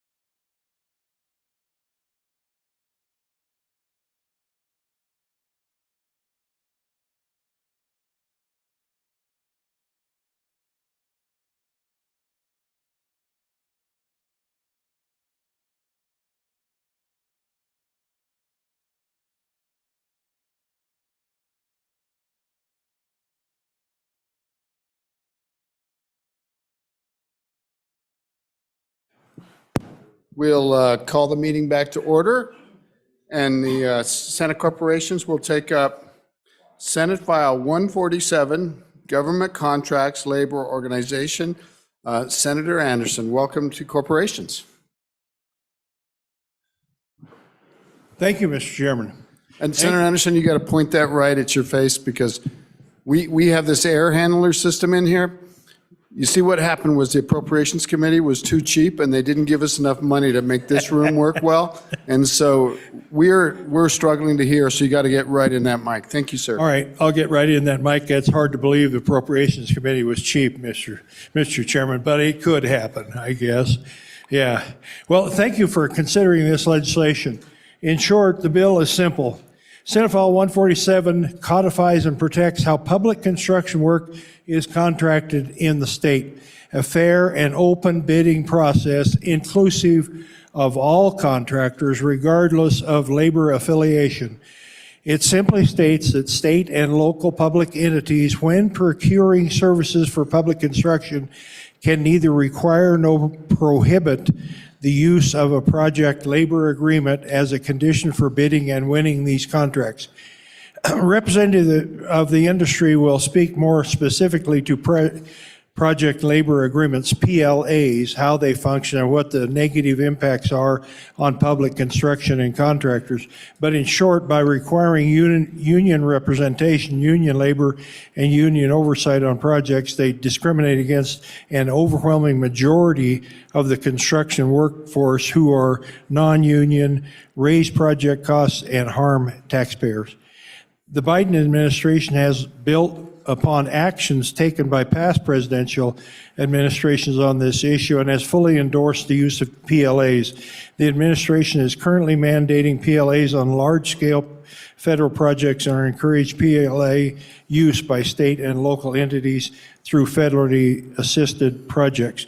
And I have a letter that 18 governors signed, ours being one of them, to the feds, to the Department of Government-wide Acquisition Policy in the GSA. I just want to read the first paragraph.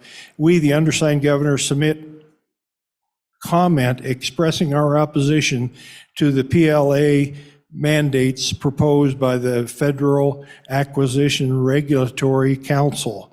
In April of this year, 18 governors wrote a letter to President Biden, that's this letter, expressing opposition to PLA mandates. And with this letter, we formally submit our concerns to the rulemaking process. Use of PLAs is only increasing across the country, including in the Rocky Mountain West. The federal government continues to impose or encourage PLAs whenever possible. It is wise for our state to prevent any discussion of using PLAs on Wyoming projects by passing this simple piece of legislation. This bill officially makes it state policy that we will protect fair and open competition in public construction, protect our construction workers, and protect our taxpayers. Thank you.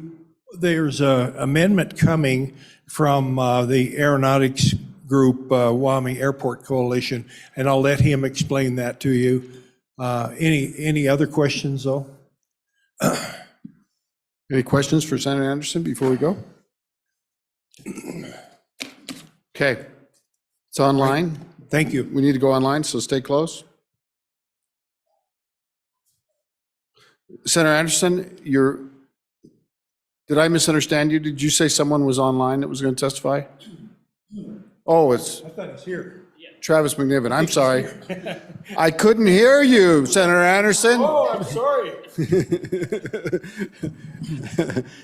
Mr. McNiven, welcome.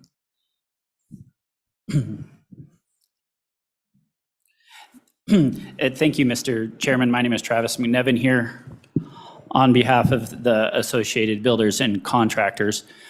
And to Senator Anderson's point, there is also a representative from them online as well. I will, if it is okay with the chairman of the committee, make a very short explanation and statement and then let him, if it could be brought in at that point, if that would be acceptable, Mr. Chairman. Sounds great. Go ahead.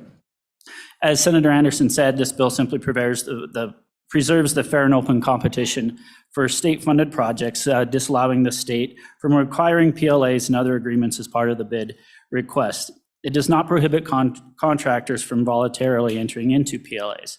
It should be noted that 24 other states around the country already have this policy in place. Now, there's often questions about the executive order surrounding this topic and on PLAs, and I'd certainly like to explain a little bit more about that. The Biden administration executive order that has been issued and is in rulemaking, I want to emphasize, does not apply to this conversation. That executive order only applies to fully federal projects funded over $35 million. That Wyoming doesn't govern whatsoever and are run by federal agencies with only federal dollars. Any federal grant programs, projects that include both state and federal money, ARPA and other similar programs are untouched by the executive. I'm sorry, Mr. McNiven, pull that microphone real close. I can tell that some of our senators are struggling. Yes, my apologies, Mr. Chairman. It's the Appropriations Committee's fault, actually. Yes, I understand that, the cheapness thereof.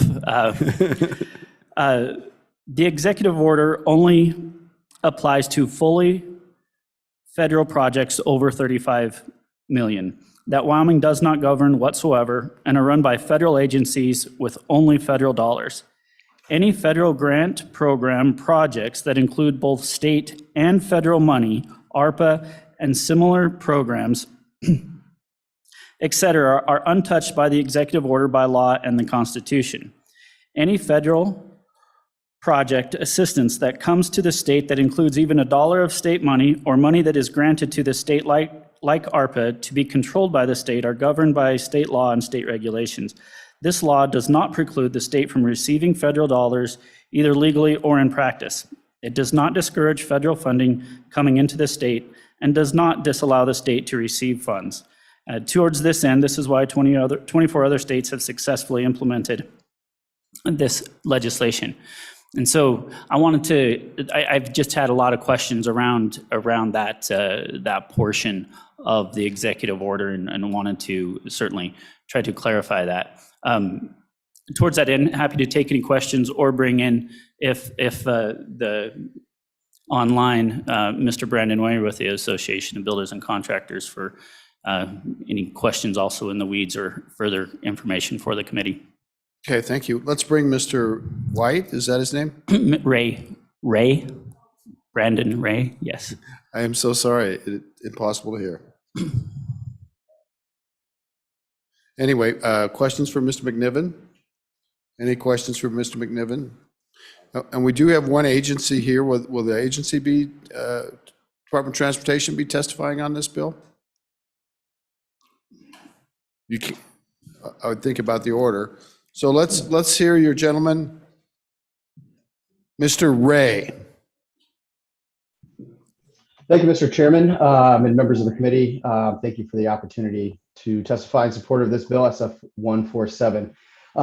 As Travis said, I'm from the Associated Builders and Contractors. Our members promote merit shop construction philosophy, and part of that is ensuring that these public works contracts are procured through fair and open competition, and encourage a level playing field for all of these qualified contractors, regardless of whether they're union or non-union.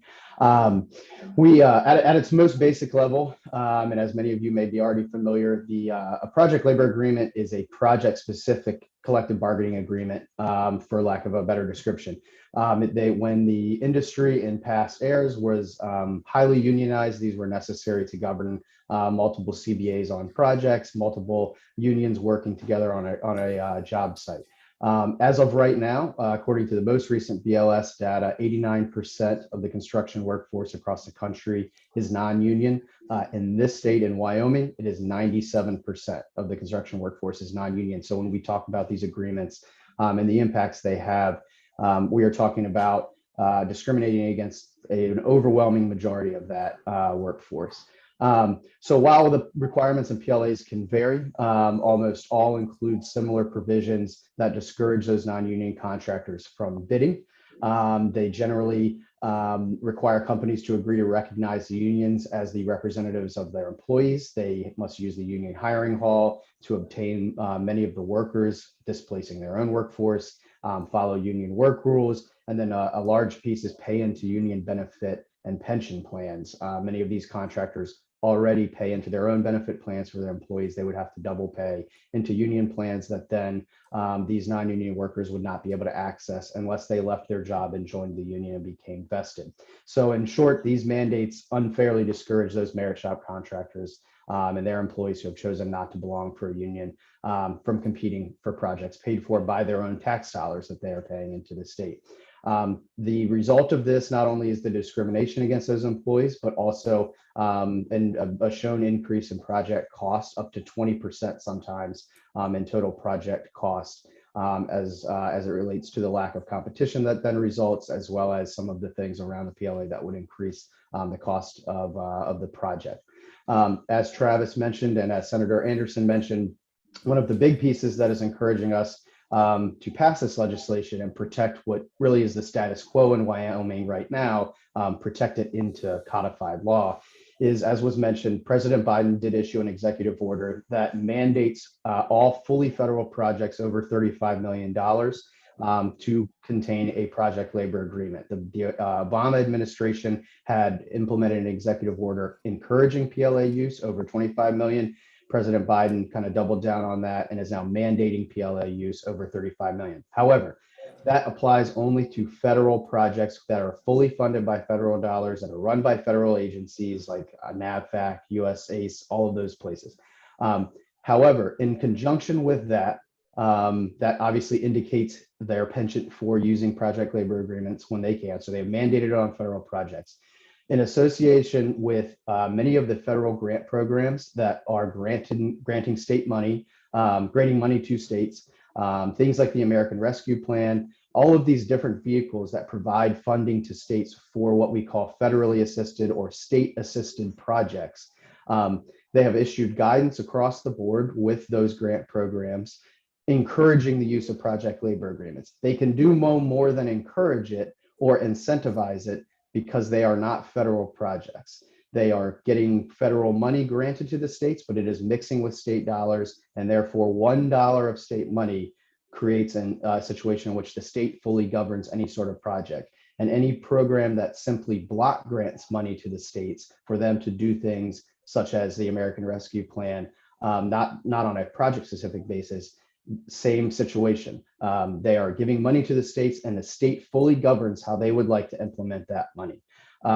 So we have seen the administration encourage the use of these project labor agreements. They've asked people, states or contractors to disclose whether they intend to use PLAs when applying for money or applying for grants. Sometimes they'll provide incentives. The incentives are really needed to basically allow a PLA project to compete with a non-PLA project.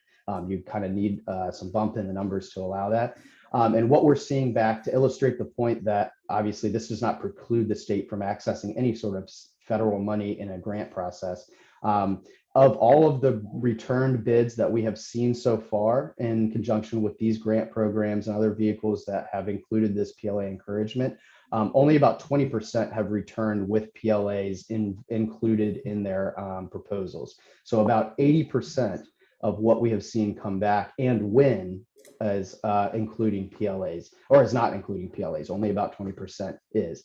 That is why 24 states have used this legislation to basically say, this is not how we do business here. We keep things fair and open, and we will continue to do that. And as Travis mentioned, this does not preclude the state from accessing any federal money. It does not put the state at any disadvantage. It just puts in law exactly how Wyoming has intended to do business, which is keep PLAs out of the process.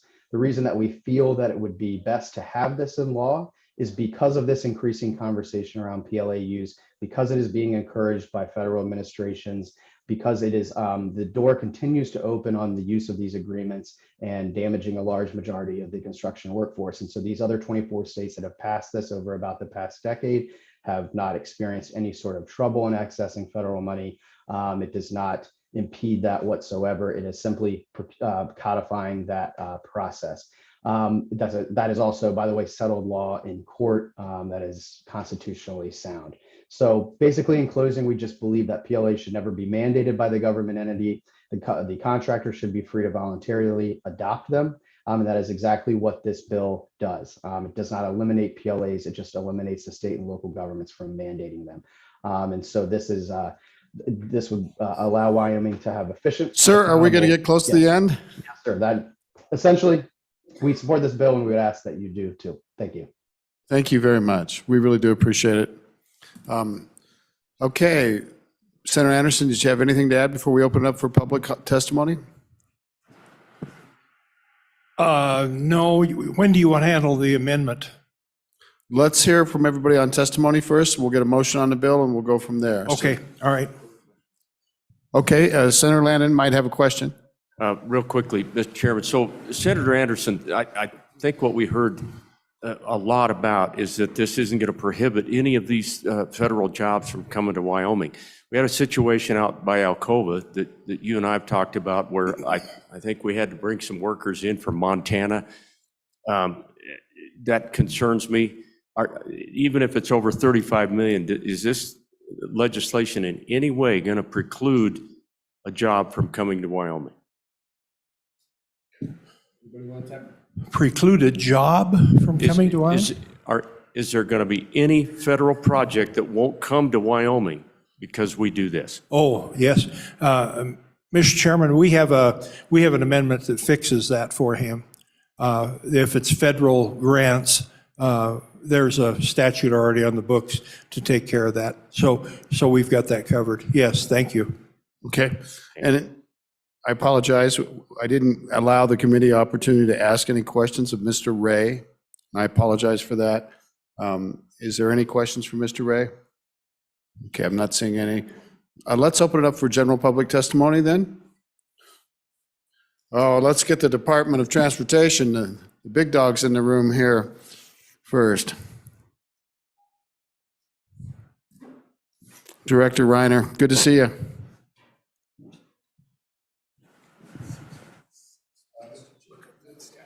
Green light. Mr. Chairman, members of the committee, it's our pleasure to be here. Mr. Chairman, just probably very, succinctly, as we currently understand the laws of our land and as our state, we have no issues with this bill as it currently sits. We certainly have projects that fall into the greater than $35 or $40 million. And we currently do not use PLAs. We currently have other ways that we work through that process. Since this is hit, we certainly have been in the research phase. My staff has called the federal government trying to make sure that we're in a good place. And there's some murkiness in this area. And I would just say that I understand that there's an amendment that's proposed, and my understanding is that amendment would be helpful because it would basically set the conditions that we would follow, I believe, the federal laws if we need to, because my recommendation to us as a state and to you is that we want to ensure that we can take the federal money because we certainly rely on these big construction projects on us meeting those standards. Any questions for Director Reiner, the Department of Transportation? Senator Landon, an old transportation guy. Director, it's good to see you again. Thank you. Same question to you. It sounded like you've looked this over, you visited with the Beltway. Would this bill in any way keep a federal project or federal highway project specifically for you from coming to Wyoming? Director Reiner. Mr. Chairman, Senator Landon, to the best of our knowledge today, we're okay. I would highly recommend that as the amendment is produced, I think it makes it better for us and it reduces the risk. Because I always hate to say, within this area, there's always that gray area. And so thus, I think the discussion of the amendment is worthwhile.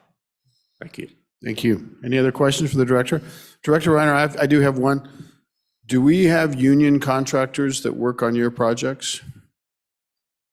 Go ahead. Yes, sir. Go ahead. Good morning, Mr. Chairman. My name's Tom Dioff, the Assistant Chief Engineer for Operations. And yes, we do have unions that work on our contract, or on our highway projects. Okay. Thank you very much. Yes. Thank you for that. All right. Let's hear, is there any other public testimony in the room? Ms. Johnson.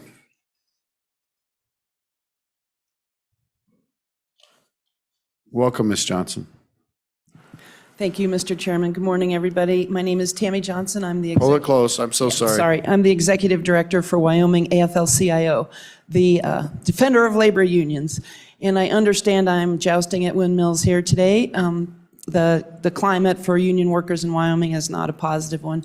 And Senator Landon, if I may, in answer to your question on public works projects, currently we prioritize out-of-state workers over our own Wyoming union workers. The statutes that we have about preference on worker hiring does not include looking to union labor halls for workers. We have many, many workers sitting on the books waiting to work, and they're passed over because of the way the statute's written. I did offer a change to that statute this year in the House, and nobody picked it up to run it for me, so I'll try again next year.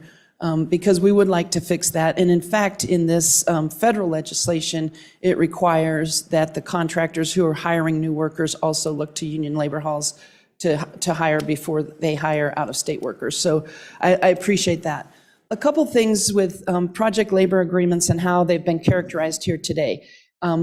What I know, and coming from the industry that actually uses project labor agreements, they save money for the owner of the project. They ensure that the project is closer to being on time and on budget, and they have built-in conditions to deal with things that typically slow down and interfere with the efficiency of the project. I could go into great detail for you, but I know you're pressed for time, and I don't want to take too much time with that. So the data that the National Association of Building Trade Unions and the local building trade union that I work with is different than what you've heard here today from the other entity that testified.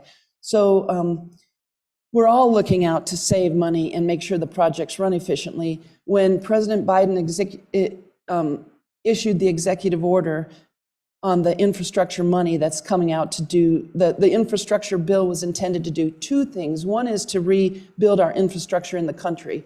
The second was to ensure good paying jobs, good paying jobs that have all the assurances in them that workers deserve in this country. Any federal project has to meet the Davis-Bacon wage schedule, so that's not going to change whether there's a PLA or not. Those wages have to be paid. What the project labor agreement does is it asks labor unions to sit down with the owner of the project and hash out an agreement ahead of time that sets the terms of the work. Then that project is set out to bid to everybody. It doesn't favor labor unions in the bidding process. It just builds into the contract assurances that the workers will be treated fairly and will have good jobs. So if that's already happening in this state, then there should be no objection to this law, or there should be no objection to my objection to this bill, because this just calls out labor unions as a group that this bill is targeted at, and we don't do that in Wyoming. We don't call out certain groups. I did want to point out in the executive order, large-scale construction projects, which the $35 million applies to, means a federal construction project within the United States for which the total estimated cost of the construction contract to the federal government is $35 million or more. That doesn't matter if Wyoming throws in a buck and makes it $35 million and $35 million $1. It's still a $35 million federal project, and it's subject to the project labor agreement. So I just want to be cautionary about that. I would hate to see the state lose money because this law would force agencies, towns, counties, YDOT, anybody you name, to follow a law that hurts them. So I do support the amendment that's coming. I've looked it over, we've talked about it, so it's a good amendment. It will protect the federal dollars. But I want you to be sure to know that just throwing in a little state money does not protect anything over 35 million according to the law. So I'd be happy to answer any questions. I wanted to keep it short today. And again, I know I'm Don Quixote out here today, so. I'm glad my mic wasn't on, but I did say I kind of know about the Don Quixote thing. Any questions for Ms. Johnson? Any questions for Ms. Johnson? Yeah, thank you, Ms. Thank you, Johnson. Mr. Chairman. Thank you very much. Ms. Legursky?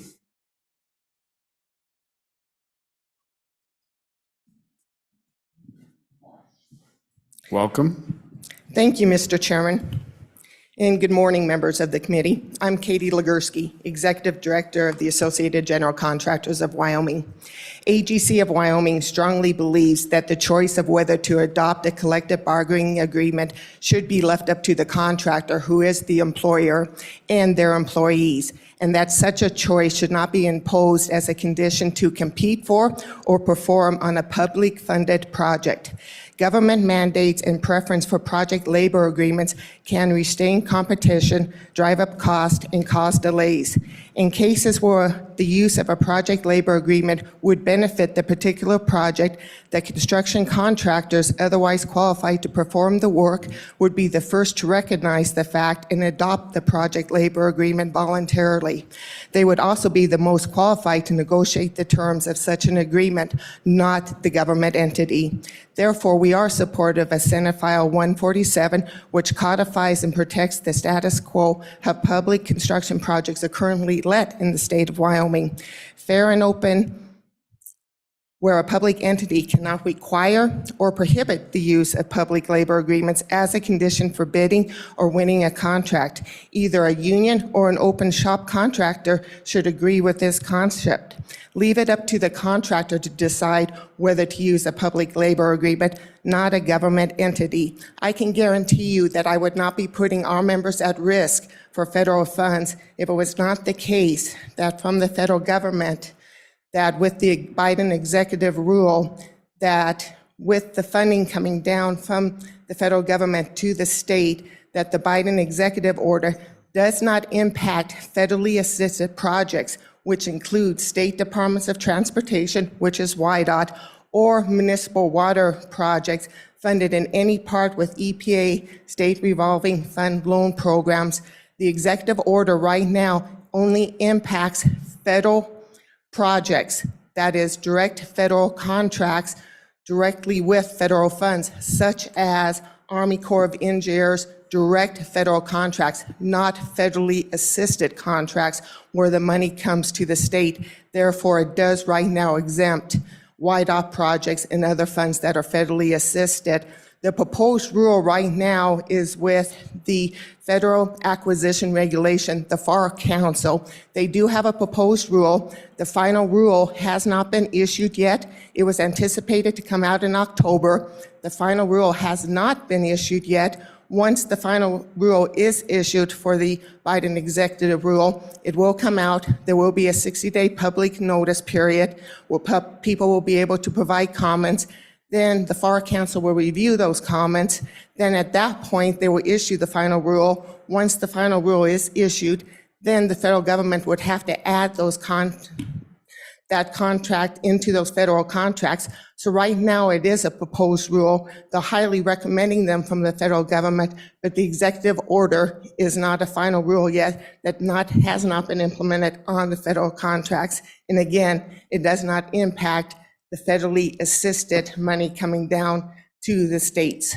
And with that, I'd stand for any questions. Okay, thank you, Ms. Legursky. Questions for Ms. Legursky? Senator Landon? Anybody else? Thank you. Thank you. Anybody else like to testify? Anybody else like to testify on this bill? Do we have anybody online, Kelly? Okay.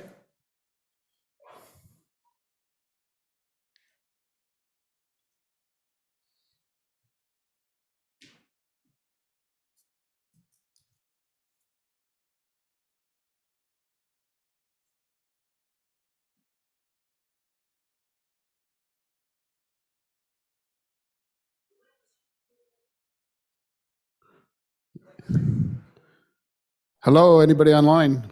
Well, we got Mr. Ray back. Was not intended to be me. I believe we have a contractor online as well, Mr. Randy Seawald from Encore Electric. So I think he may have raised his hand. Okay, we're trying to find him, Mr. Ray. Thank you.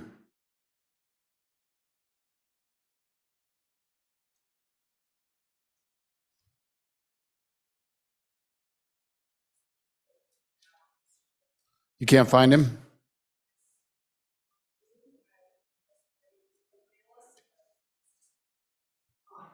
Okay. Well, if anybody's listening and they want to testify, we did have somebody lined up online and we seem to have lost them. So yes, Sherilyn, Ms. Kaiser, welcome.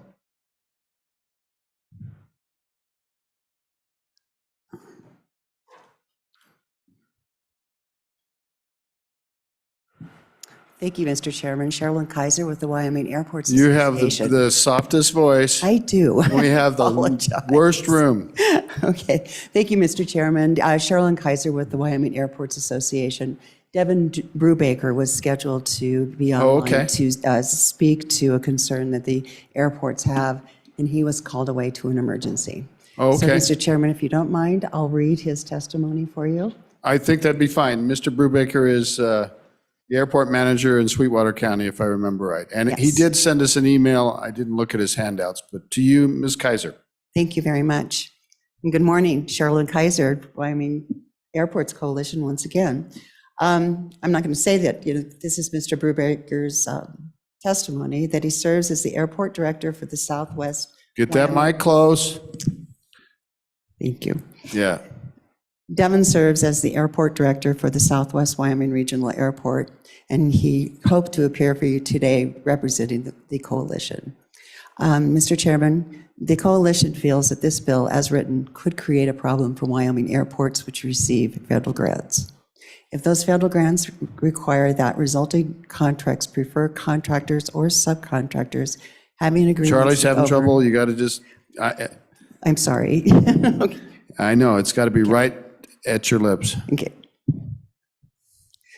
So, with respect to existing public works statutes, the problem is cured by State Statute 166-108, which exempts from the operation of this act situations in which public works contract is funded by a federal grant. In those circumstances, the contract is indeed subject to federal law, and at least in any matters of conflict. Mr. Brubaker continues to say, however, in Wyoming Statute 166-101 defines this act to mean Wyoming Statute 166-101 through 166-121. Senate File 147 would create a new 166-122, which technically would be outside the definition of this act, and therefore outside the exemption for federal grants. There may be many sub-legislative convention that would automatically change the definition of this act to include the newly created section, but if one exists, we are unaware of it. Therefore, to ensure that the new 166-122 is subject to the exemption provided in 166-108, we have provided you with a proposed amendment to ensure that the provisions of this duly created section do not supersede Wyoming Statute 166-108. Okay, thank you, Ms. Kaiser. Questions? Did you have anything else from him?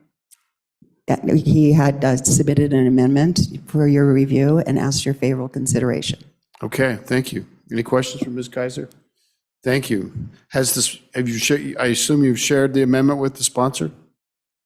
Yes, Mr. Chairman, we have. All right. Would anybody else, I don't see any questions, so I think we're good. Thank you, Ms. Kaiser. We've got somebody online?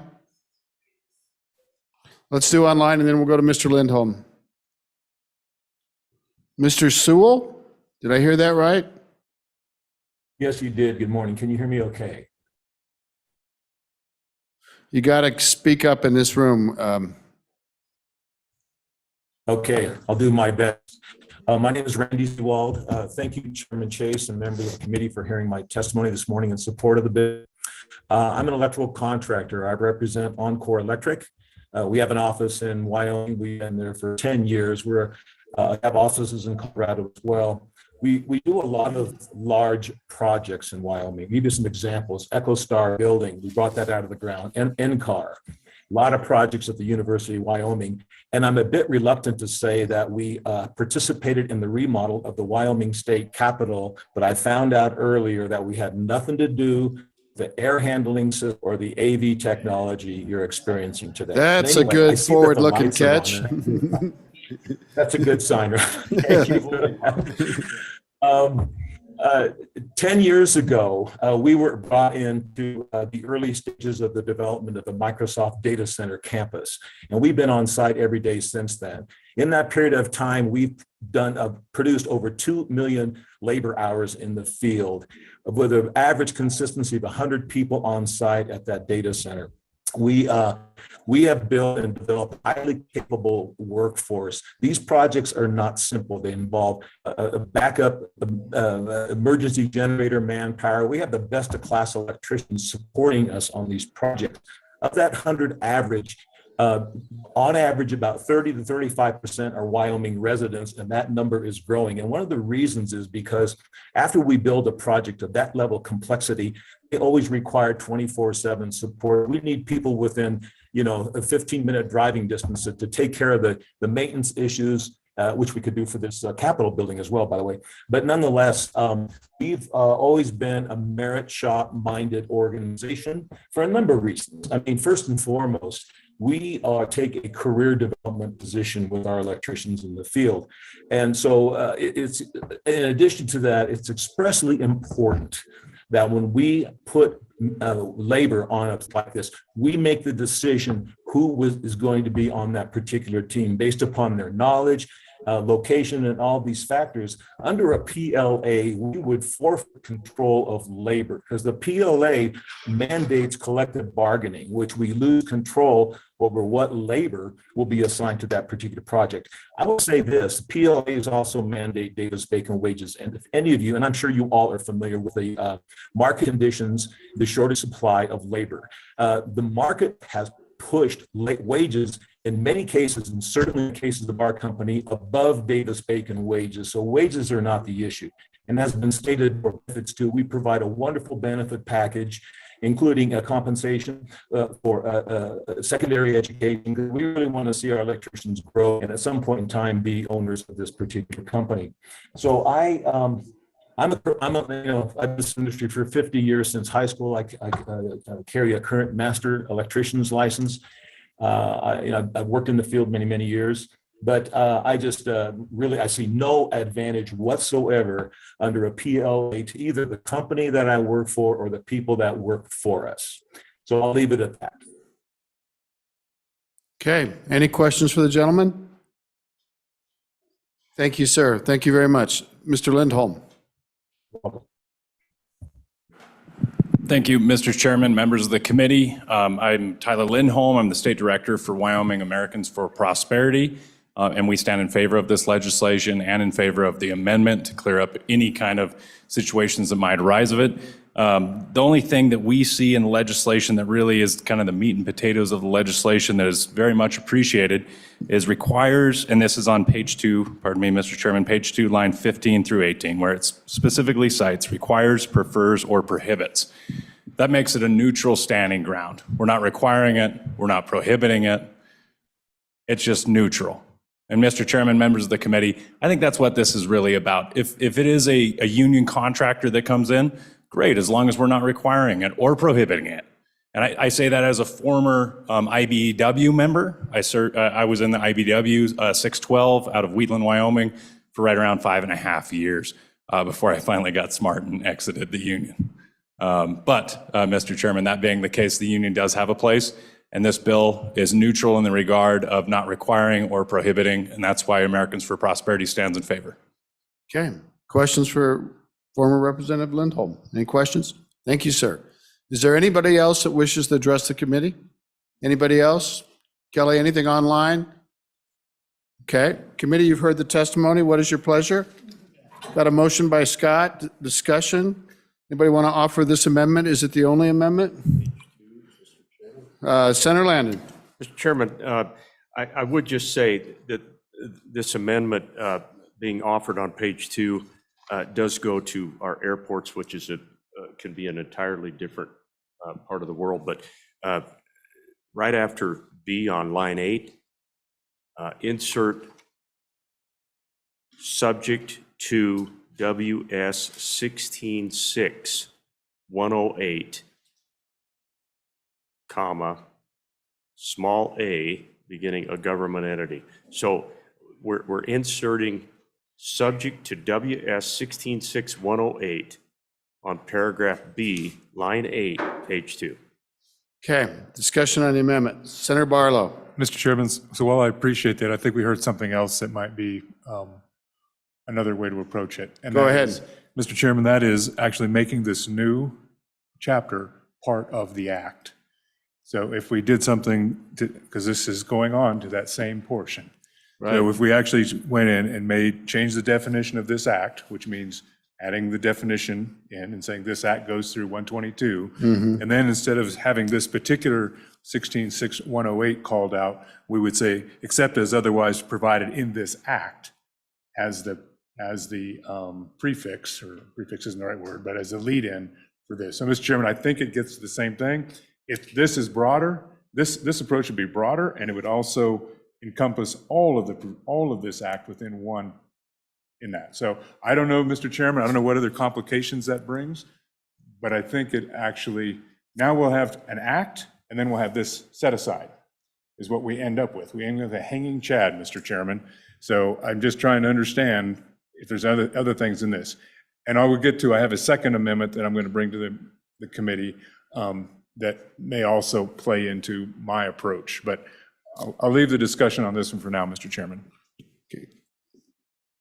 Senator Scott, any thoughts on that? It does seem to me if we accept one section of the act, it kind of leaves it hanging out there. And I kind of like Senator Barlow's approach, but let's hear from you. Mr. Chairman, I'm concerned, he read the amendment as subject to. The printed version I have says notwithstanding, and they mean exactly the opposite things. Yeah. I suspicion that the version that Senator Landon read was the correct one, but I'm not certain. And, Mr. Chairman, by making it subject to the whole act, you then have to wonder, is there some unintended consequence somewhere in the act? Senator Anderson, do you have any thoughts on that? Yes, thank you, Mr. Chairman. The unintended consequences were that if we had federal grants, we have to come under the federal laws, not this law. So that's what 16.6.108 says, if it's a federal grant. Now, there's a big difference in the aeronautics group. They get grants. They don't have matching funds, so they get an entire grant, whereas highway and others get matching funds. So this law would be work for their projects under 35 million. But for the aeronautics group, when they get grants from the feds, it comes under 16.6.108. Senator Scott. So then the subject to 16.6.108 is the correct way to do this? It's what? The hearing is terrible. The way Senator Landon proposed it is more proper than the way that Senator Barlow proposed it in your mind, Yes, because it's more specific. yes. Let's hear from Senator Barlow again. Mr. Chairman, so it may be for the very focus point of this, but within the same article, within the same chapter is preference limitation, it is preference for Wyoming materials, it is request for bids and proposals, it's 108, which is the one that the airports are interested in, it's a penalty for violating work hours, et cetera. So it seems like we are having a carve-out set-aside within the context of all of our other preferences, a preference to a different preference. Anyway, I'm just saying, Mr. Chairman, I think we should be, this may be what the airports think they need, but I'm not sure this is the actual best thing for statutory construction. Thank you, Mr. Chairman. Thank you. Senator Landon, you want to weigh in and push forward if you want to? Well, Mr. Chairman, I see where the senator's going. I am pretty comfortable with the fact that this carve-out's going to help our airports. That's an entirely different sphere of contracting that comes down, particularly for international airports. There's good reasons for that. The feds pay a lot of attention to how we land those airplanes and where we do it, how we do it with towers. So I think we're good here, but I totally get where the senator's going. Maybe construction-wise, I'm not sure why our legal staff, drafted this the way they did. So, got it. Up to you, Mr. Chairman. So we've got a motion on the table. Seems like the senators, at least over on this side, are advocating for it. And Senator Barlow, if you have further thoughts, we can work down that line, or you're welcome to bring Committee of the Whole amendment too. Probably welcome that. So I'm going to push this to a question. All in favor of Senator Landon's motion? And say it again just to be sure so we hear it online. Line 8, page 2. Your mic's not on. Line 8, page 2, under paragraph B, we will start that sentence with subject to WS 166108, comma, a government entity. Okay. All right. All those in favor signify by saying aye. Aye. I'll go aye. Any opposed? Okay. Anything else on the bill? Do you have a subsequent amendment? Senator Barlow. Mr. Chairman, so I appreciated the last testifier, former chairman of this the House committee, when he said this is getting something neutral. Well, I don't know that it's neutral when it calls out only one type of entity. And so, Mr. Chairman, I'm just going to throw it out there for the committee that on line 17, after with, we insert any person including, comma, a labor organization, comma. And that would be duplicated on the bottom and top of line page 2 to 3, because the same language is there. So wherever there's an insertion wherever there is a label organization, you would insert any person, comma, including, and then after organization, the existing organization, you put a comma. I see it in 2 places. Do you have it in more places? No, Mr. Chairman, that's what I could find.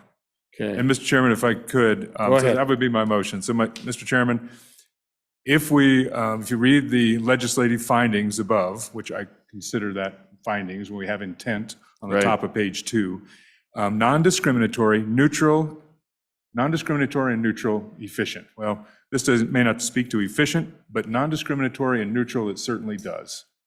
And Mr. Chairman, I pride myself on being a radical egalitarian, meaning I will treat everybody equally unfairly. And Mr. Chairman, I think this maybe specifies the labor organization, but I think it could apply to any person. And I'm sorry, Mr. Chairman, I couldn't find person in the statutes because it's a broad definition, and I didn't know if it would actually include labor organization by definition, so that's why I left the including. Thank you, Mr. Chairman. I think that's probably wise. Senator Scott, anybody? Do you understand the amendment? Mr. Chairman, no, I do not.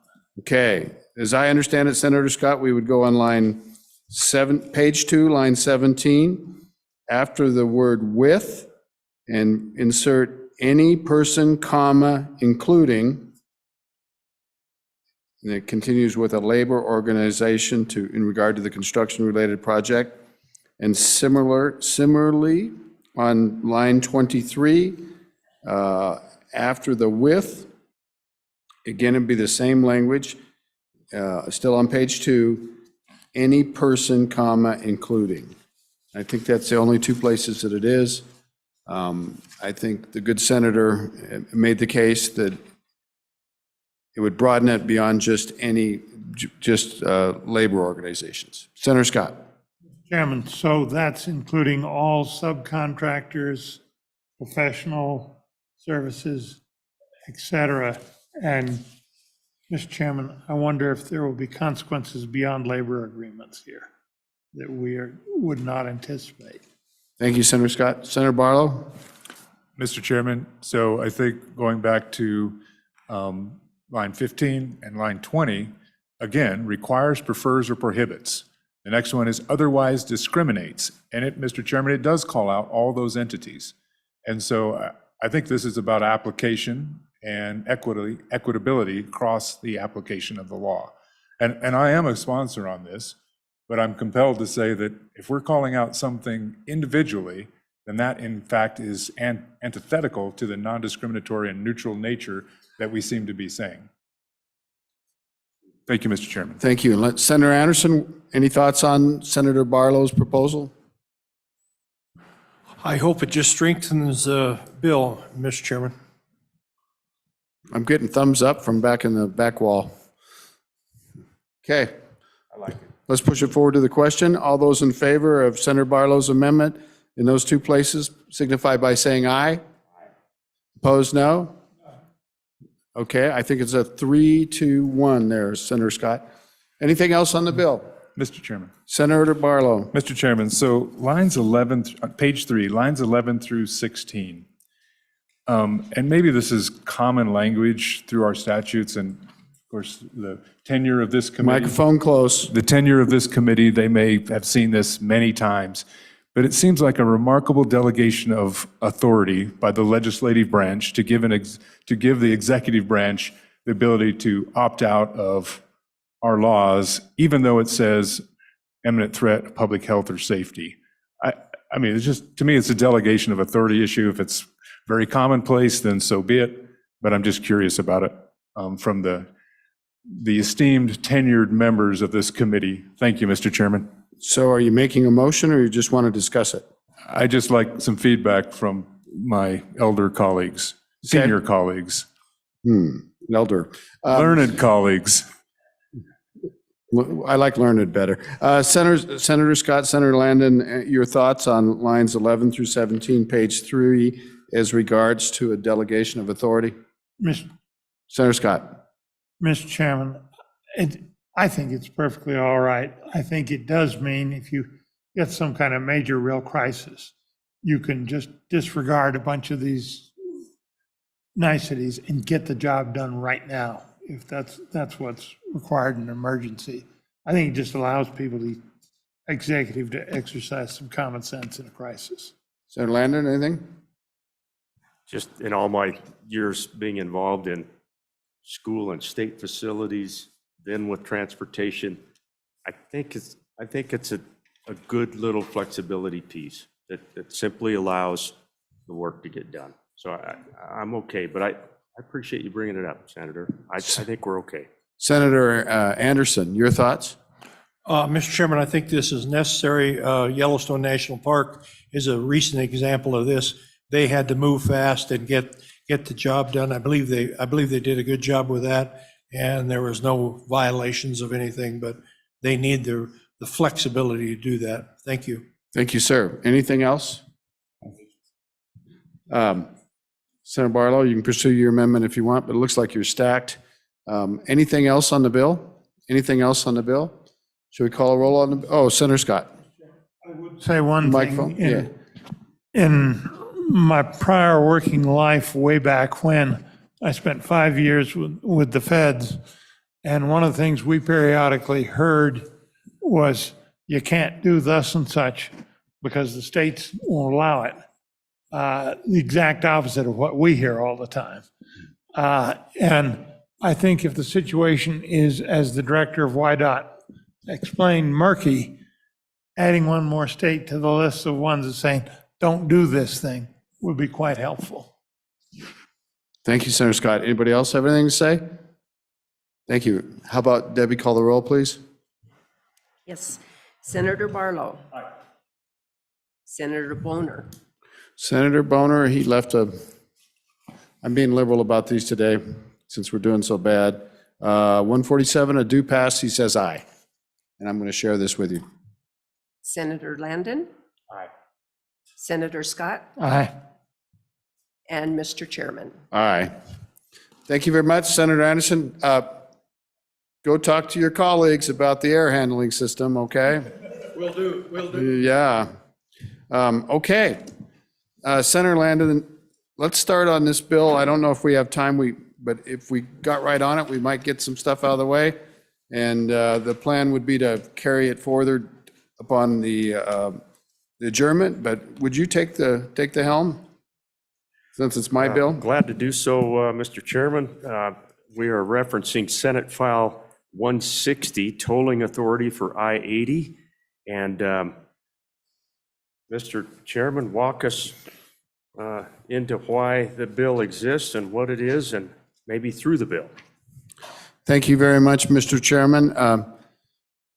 Mr. Chairman, this bill's already been in the Senate Transportation Committee, but they declined to make a motion on it. That was Friday afternoon, and I was home for the weekend, and on Saturday, we had a huge pileup on Interstate 80. And I got to thinking about this, and I got to thinking about the fact that that committee had not made a motion on the bill. And so I nosed around and I made a request that it be re-referred, and leadership agreed with me and re-referred it. So that's why you got it, and it has a second life.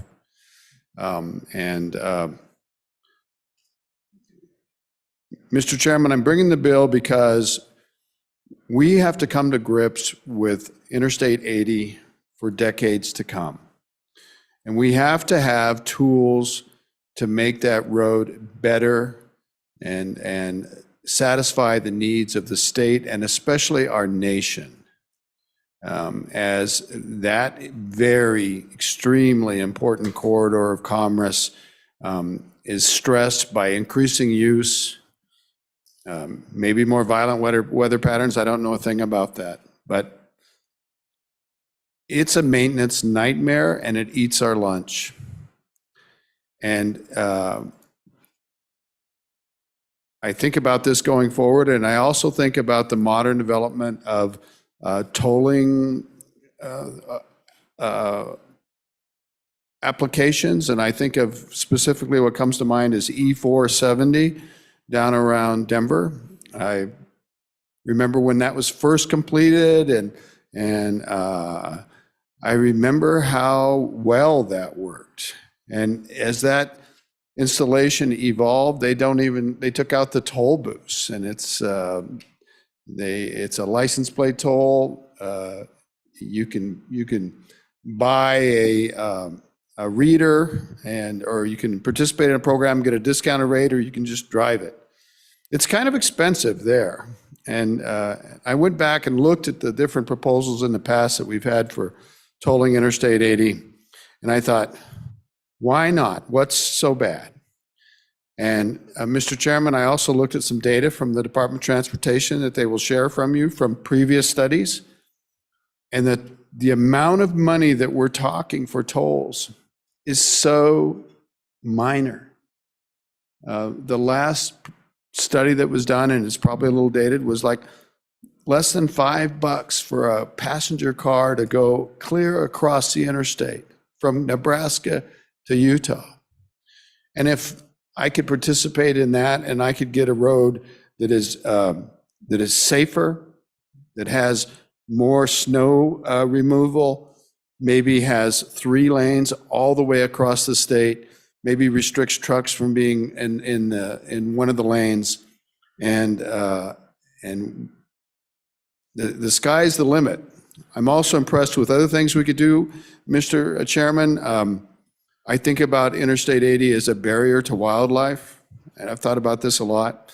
And the department has done a really good job of trying to take advantages of existing underpasses and things and kind of turn them into wildlife crossings. And I think they've had some success. But it is a major barrier to wildlife that one time we're able to migrate clear across that. So I thought, and there are slots available. They've never been utilized. And all this bill does is say, let's study it. Let's get a really serious study and go forward. So this is the bill. Mr. Chairman, 2416-101 talks about the purpose. I'm on page 2. To finance, construct, operate, maintain Interstate 80 and accommodate the needs of the traveling public through safe, efficient, convenient, and modern vehicular travel if necessary and in the public interest to provide for all these things under a tolled configuration. We go to definitions. These are all definitions of account, bond, chief engineer, commission, construct or construction, department, we know who that is, director, we know who that is, Interstate 80, local government, project master plan, that's going to be very important. That's essentially what is required in this bill. Project phase, tolling program chief, toll revenues, and then I'm on page 5 at the bottom, the authority to toll. The department has authority to impose tolls on Interstate 80 and take all other actions necessary for the project pursuant to a project master plan for which the legislature has passed authorizing legislation. So if we pass this and the department produces a master plan and we approve the master plan, then they can go ahead with the tolling. And so 24-16-104 is the creation of the program.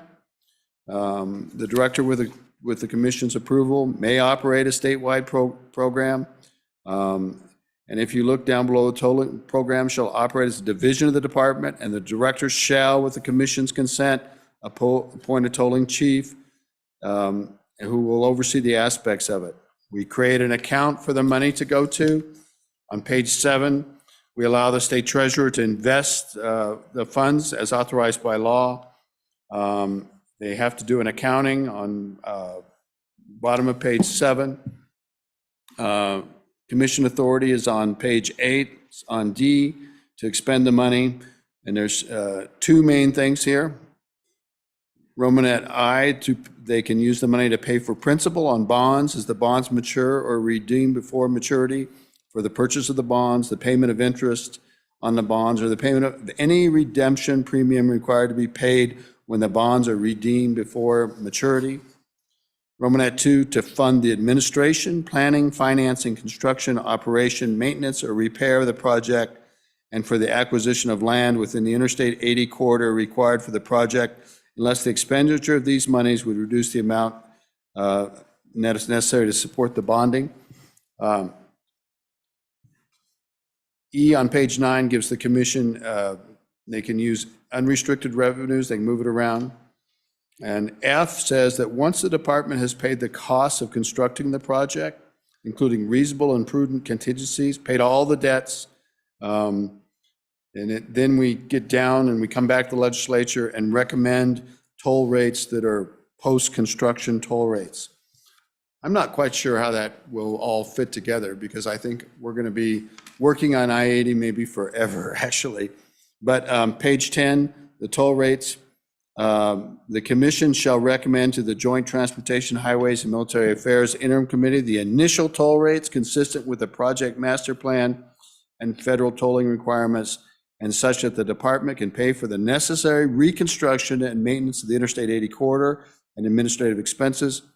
The initial toll rate and any subsequent adjustments to toll rates shall be set by the legislature. So we already have a toll rate right now. It's just set at 0. And I guess we could leave it at that if we want, even under a master plan. If recommended or required under an approved project master plan, subsequent rates may be set by the legislature to generate revenues necessary to fund any impact assistance program available to local governments. And I do want to talk about impacts on local governments in more detail, Mr. Chairman, but here's what the master plan should do, beginning on line 17, page 10. The department shall develop and submit to the commission a project master plan that includes the goals, the physical project description, construction phasing, the tolling approach and toll rate structure, which takes into account, among other considerations, impacts of different vehicles on the road surface. Romanet 5, operation and maintenance plans, toll revenue projections, recommended civil penalties for trying to escape tolls. 8 is identification of persons or entities that might be exempt from tolls. I don't imagine we'd want to charge the highway patrol tolls, I would imagine, so there's probably other things. Consideration of a free minimum travel distance available to all traffic. Mr. Chairman, this is a key to making it work for our local communities. And I honestly think we ought to have buy-in from all our local communities along the I-80 corridor, because it's in their interest to have a road that is safe, efficient, and open more. Just let me say that, open more. What do you think happens when the road is closed? Well, it depends on which community you are, because some communities fill up with traffic and some communities are left high and dry. And it's the luck of the draw sometimes. And with rolling closures, which are necessary to maintain safety of the road, a lot of communities that are close to where the road is closed, or physically the problem, they're cut out because the closure is hundreds of miles away. That might be an exaggeration, but I think I've experienced that. So a free minimum travel distance also, Mr. Chairman, gets at this local community question. We don't want to discourage people from using the interstate system to get around Cheyenne, to get around Laramie, to go between Rock Springs and Green River. So we can fix that. One way to fix that is to not charge for the first 100 miles of use of the highway, for example. And just leave it at that. You know, most people that are going clear across the country, that interstate's over 400 miles long. And so we could reset the rates so that everybody gets a free 100-mile pass. Maybe that's the wrong number. Maybe it's 50, maybe it's 60. But in that manner, local traffic would be unaffected. So, and you can see more about the community impacts on lines 4 through 8, and even the possibility of using these revenues for impact assistance to help communities to respond. And maybe that's necessary. I actually think in the long run, this will be better for those I-80 communities because they'll have a better road. It'll be the nation's backbone. It'll be incredible.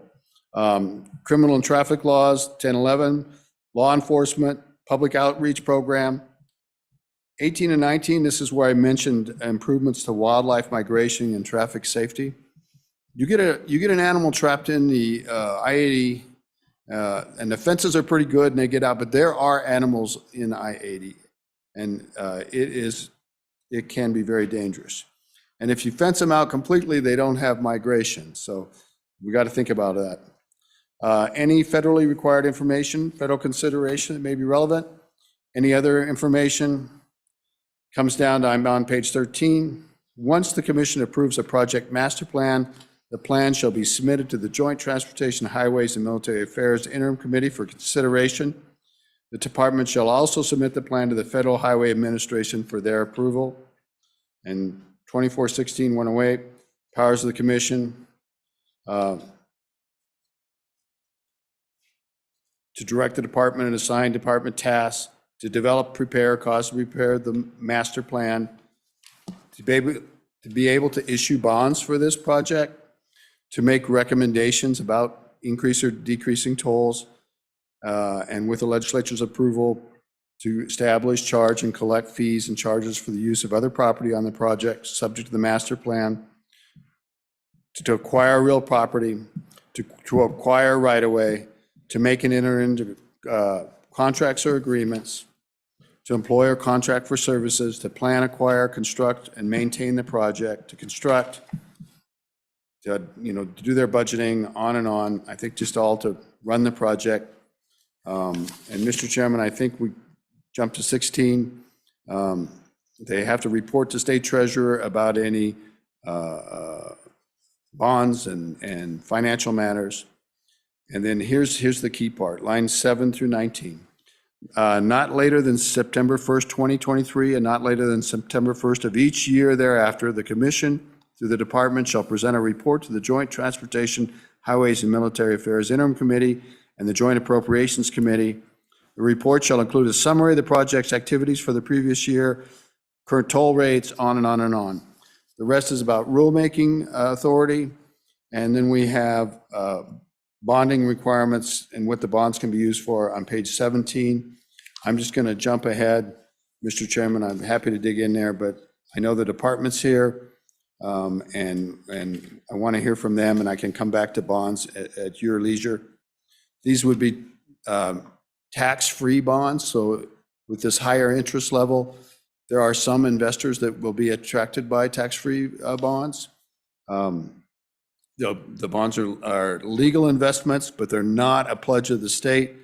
And also this bill allows for the department to seek and receive assistance from other state agencies. The amended language talks about separating out the bonds from the other funds of the highway, and really deals with the bonds.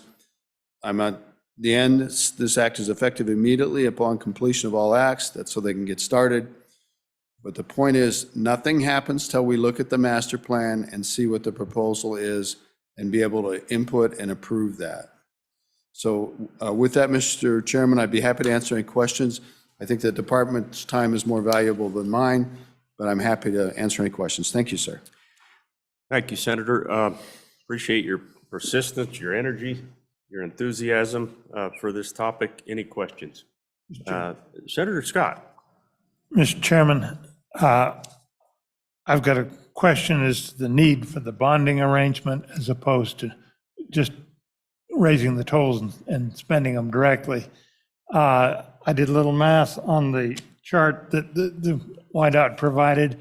It looks to me like on the one scenario, the first scenario, it's 700 million a year that this would raise over the length of this thing.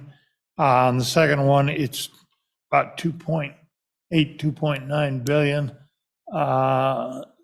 If I've done my math right and not missed a decimal, do we really need the bonding provisions? And I will say I vote in the bill regardless of the issue. Senator Case. Mr. Chairman, I think really it's a cash flow problem without the bonding. You know, it's going to cost a lot of money up front to do this. We can't just go stick a toll booth up right now. Even that is expensive. And actually, highway funds are kind of in short supply. I'm sure the contractors would tell us about that. So maybe we should hear from the department. We certainly have resources that we could commit to the project as the state of Wyoming and not bond. We're probably one of the few states that could probably do that, but I'm not sure that's a good idea. I do point out the bonds are not general obligations of the state, and so it could be done, Senator Scott. Okay, any other questions before we go to Director Reiner? Director, if you wouldn't mind, come on forward. We'd love to hear from the department about this old friend. We haven't seen him in a while. It's always good to get reacquainted. Having served alongside you, Director, for the past couple of years, I would say that the Transportation Committee was overloaded with members along the I-80 corridor. We visited it. Visited at length about this issue. I-80 is the elephant in the room. There's no question. The Transportation Committee could not get to any step like this, but that's just a prelude to you. Take it away, Director. What are your thoughts today? Yeah, thank you, Mr. Chairman, members of the committee. Always a pleasure to be back. And you are correct. We have certainly spent a considerable amount of time discussing this. With me today, Mr. Tom Dehoff, who is our Assistant Chief Engineer for Operations. So really, you think about his job is when it's snowing and you're calling about how are the roads doing, it's him that's got that task to make sure that our roads are passable in the state. And I would share that he and his troops have been working overtime this year. There's been some pretty tough conditions out you there. And I thank Mother you for Nature have been dancing all winter. Who's this other guy? Let me introduce to you Mr. John Davis, who is really the head of our what we call management services, but really is my key policy guy. And so welcome to all three of you. is really we'll be able to answer really technical questions on this as we go forward. You should have a short handout in front of you that we submitted. And Mr. Chairman, with your permission, I'll just walk through here and it may just guide our discussion. Please stop me as we go through here with questions. But I think you can stay up at a pretty good level, you know, not 30,000 feet, but maybe 20,000 feet. Absolutely, absolutely. You know, keep going. Thanks, Yes, Director. sir. Thank you. So if we flip over to the second slide, which is possible I-80 tolling initiatives, I think just a couple important things to realize here. There are multiple ways to toll in this nation. Not all of them are applicable to us in this state. And the program that we think would be appropriate if you choose to go down tolling is this interstate system reconstruction and rehab pilot. Basically, it's the program that is toll to maintain. And that's a critical point because most tolling authorities require you to put in a new lane and toll the new lane, and you have to have as many untolled lanes as you did before you added the toll lane. We don't think that's applicable here because if you put a toll lane on I-80 just by itself, I don't think anybody driving it. They're driving the other one. So we think this is the program for us, and everything you'll hear today is based on this program because we think it's applicable. There are slots available because the federal government does restrict who can go into this, but as this came up again this year, we made the call, hey, is there still a slot available? The answer is yes. As you look sort of at the bottom half of that, there is a very rigorous application process to go through on this. And there's a lot of hoops. The first one you see there is tolling authority, which this bill grants. And so that's key. And then you can read through the rest of them. The ones I point out there, and really as Chairman Case pointed out, there is a very large requirement, and we would certainly want to do it to talk to the communities along I-80. And you'll see it here as written as we have to talk to the metropolitan planning organizations. The only one we have is Cheyenne. But we would certainly, if you direct us to do this, would engage all communities along the interstate because it's all applicable. Let me just interrupt on that point. Given the hurdles at the federal level, combined with that effort along the corridor, is it realistic for you to get a report back to the Transportation Committee by September? Mr. Chairman, to have a plan by September, I think would be unrealistic. I think that's too quick. And you'll see our again, I'm really proposed. struggling to hear in here. Did you give that a thumbs up or a thumbs? No, I gave that a thumbs down, Mr. Chairman. I think that's so. just I wondered a bit about too that time quick. frame. And we do have a proposed timeline here as we get through there. But I think for us to hire, because we will hire a consultant to do this. There will be some cost involved in the study.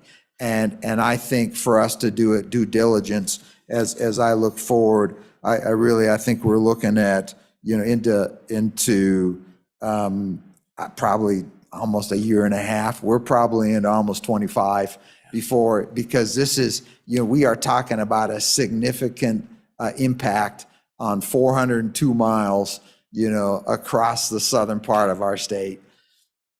So just as a point of order here, we're at 15 minutes till. We have a hard stop at 5 till to get upstairs to gavel in. So let's keep going and hopefully we can get all the words from the department. Go ahead. Director. Absolutely, Mr. Chairman. So I think that the other key thing here is that all tolls that would be collected on this route have to be spent on that corridor. They cannot be diverted somewhere else.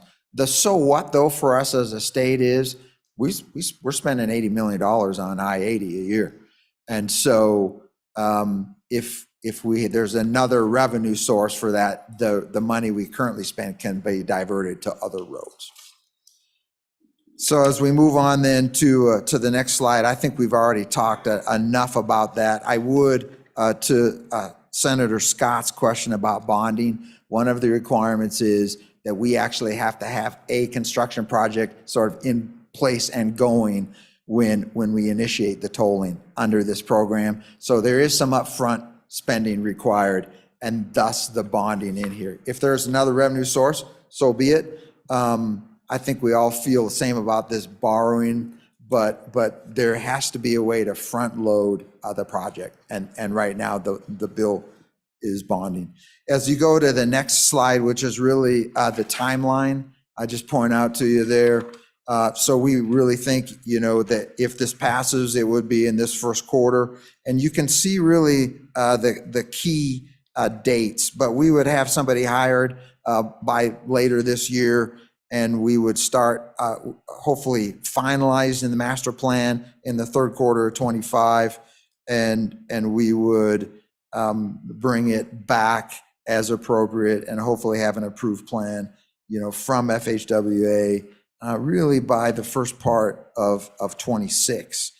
And certainly you'd have to come back to this body in that time frame to have authority once it goes along.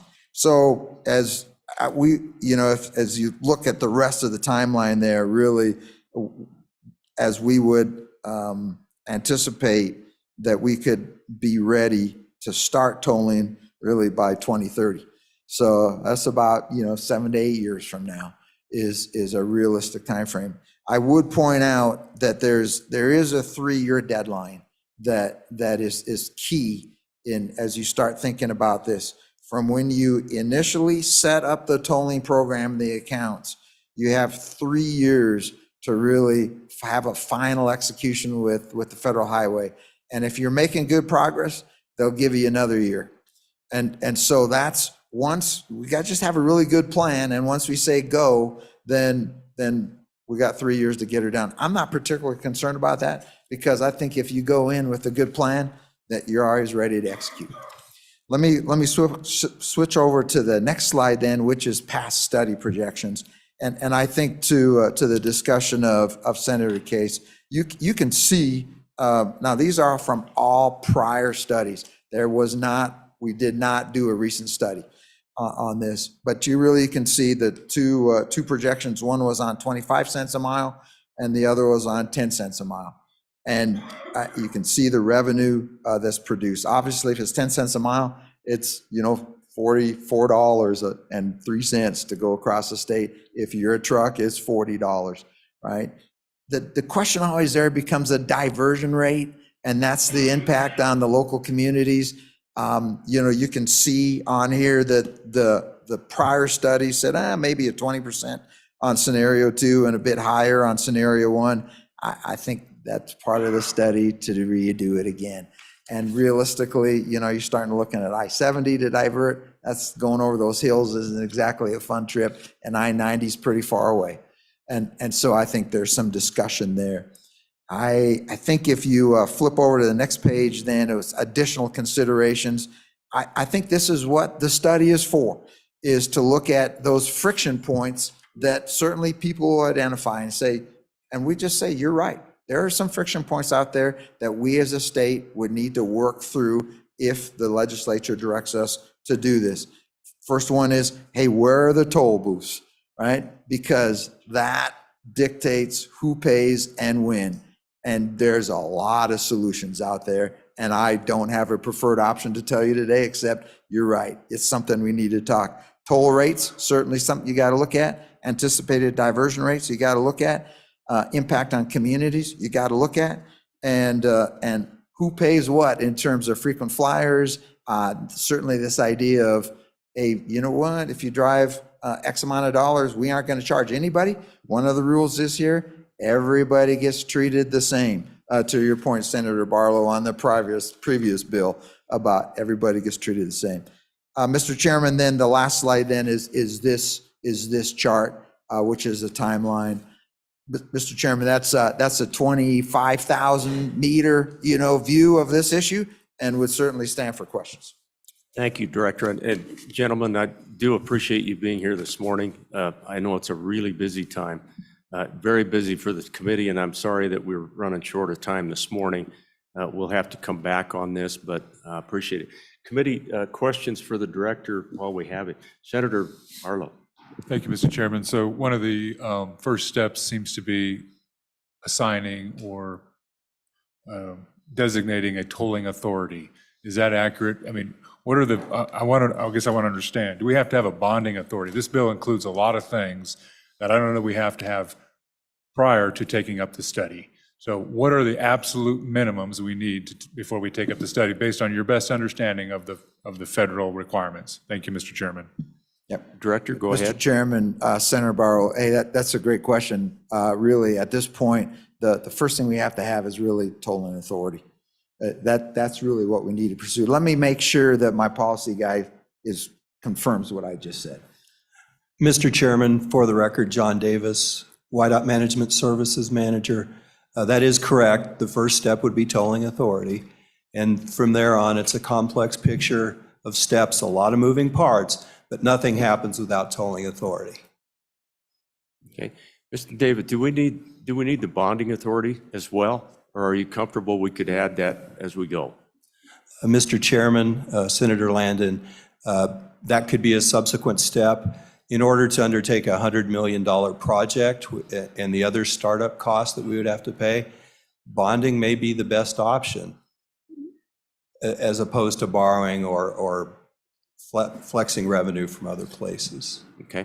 I think to your point, Mr. Chairman, I don't think we need it today in this bill. That could be added at some point. It would be essential to go, but I don't, if that's a stumble block today, I don't think you'd have to. I didn't mean to jump in front of the senator. Senator, follow up? No, thank you, Mr. Chairman. So thank you for the tolling authority information.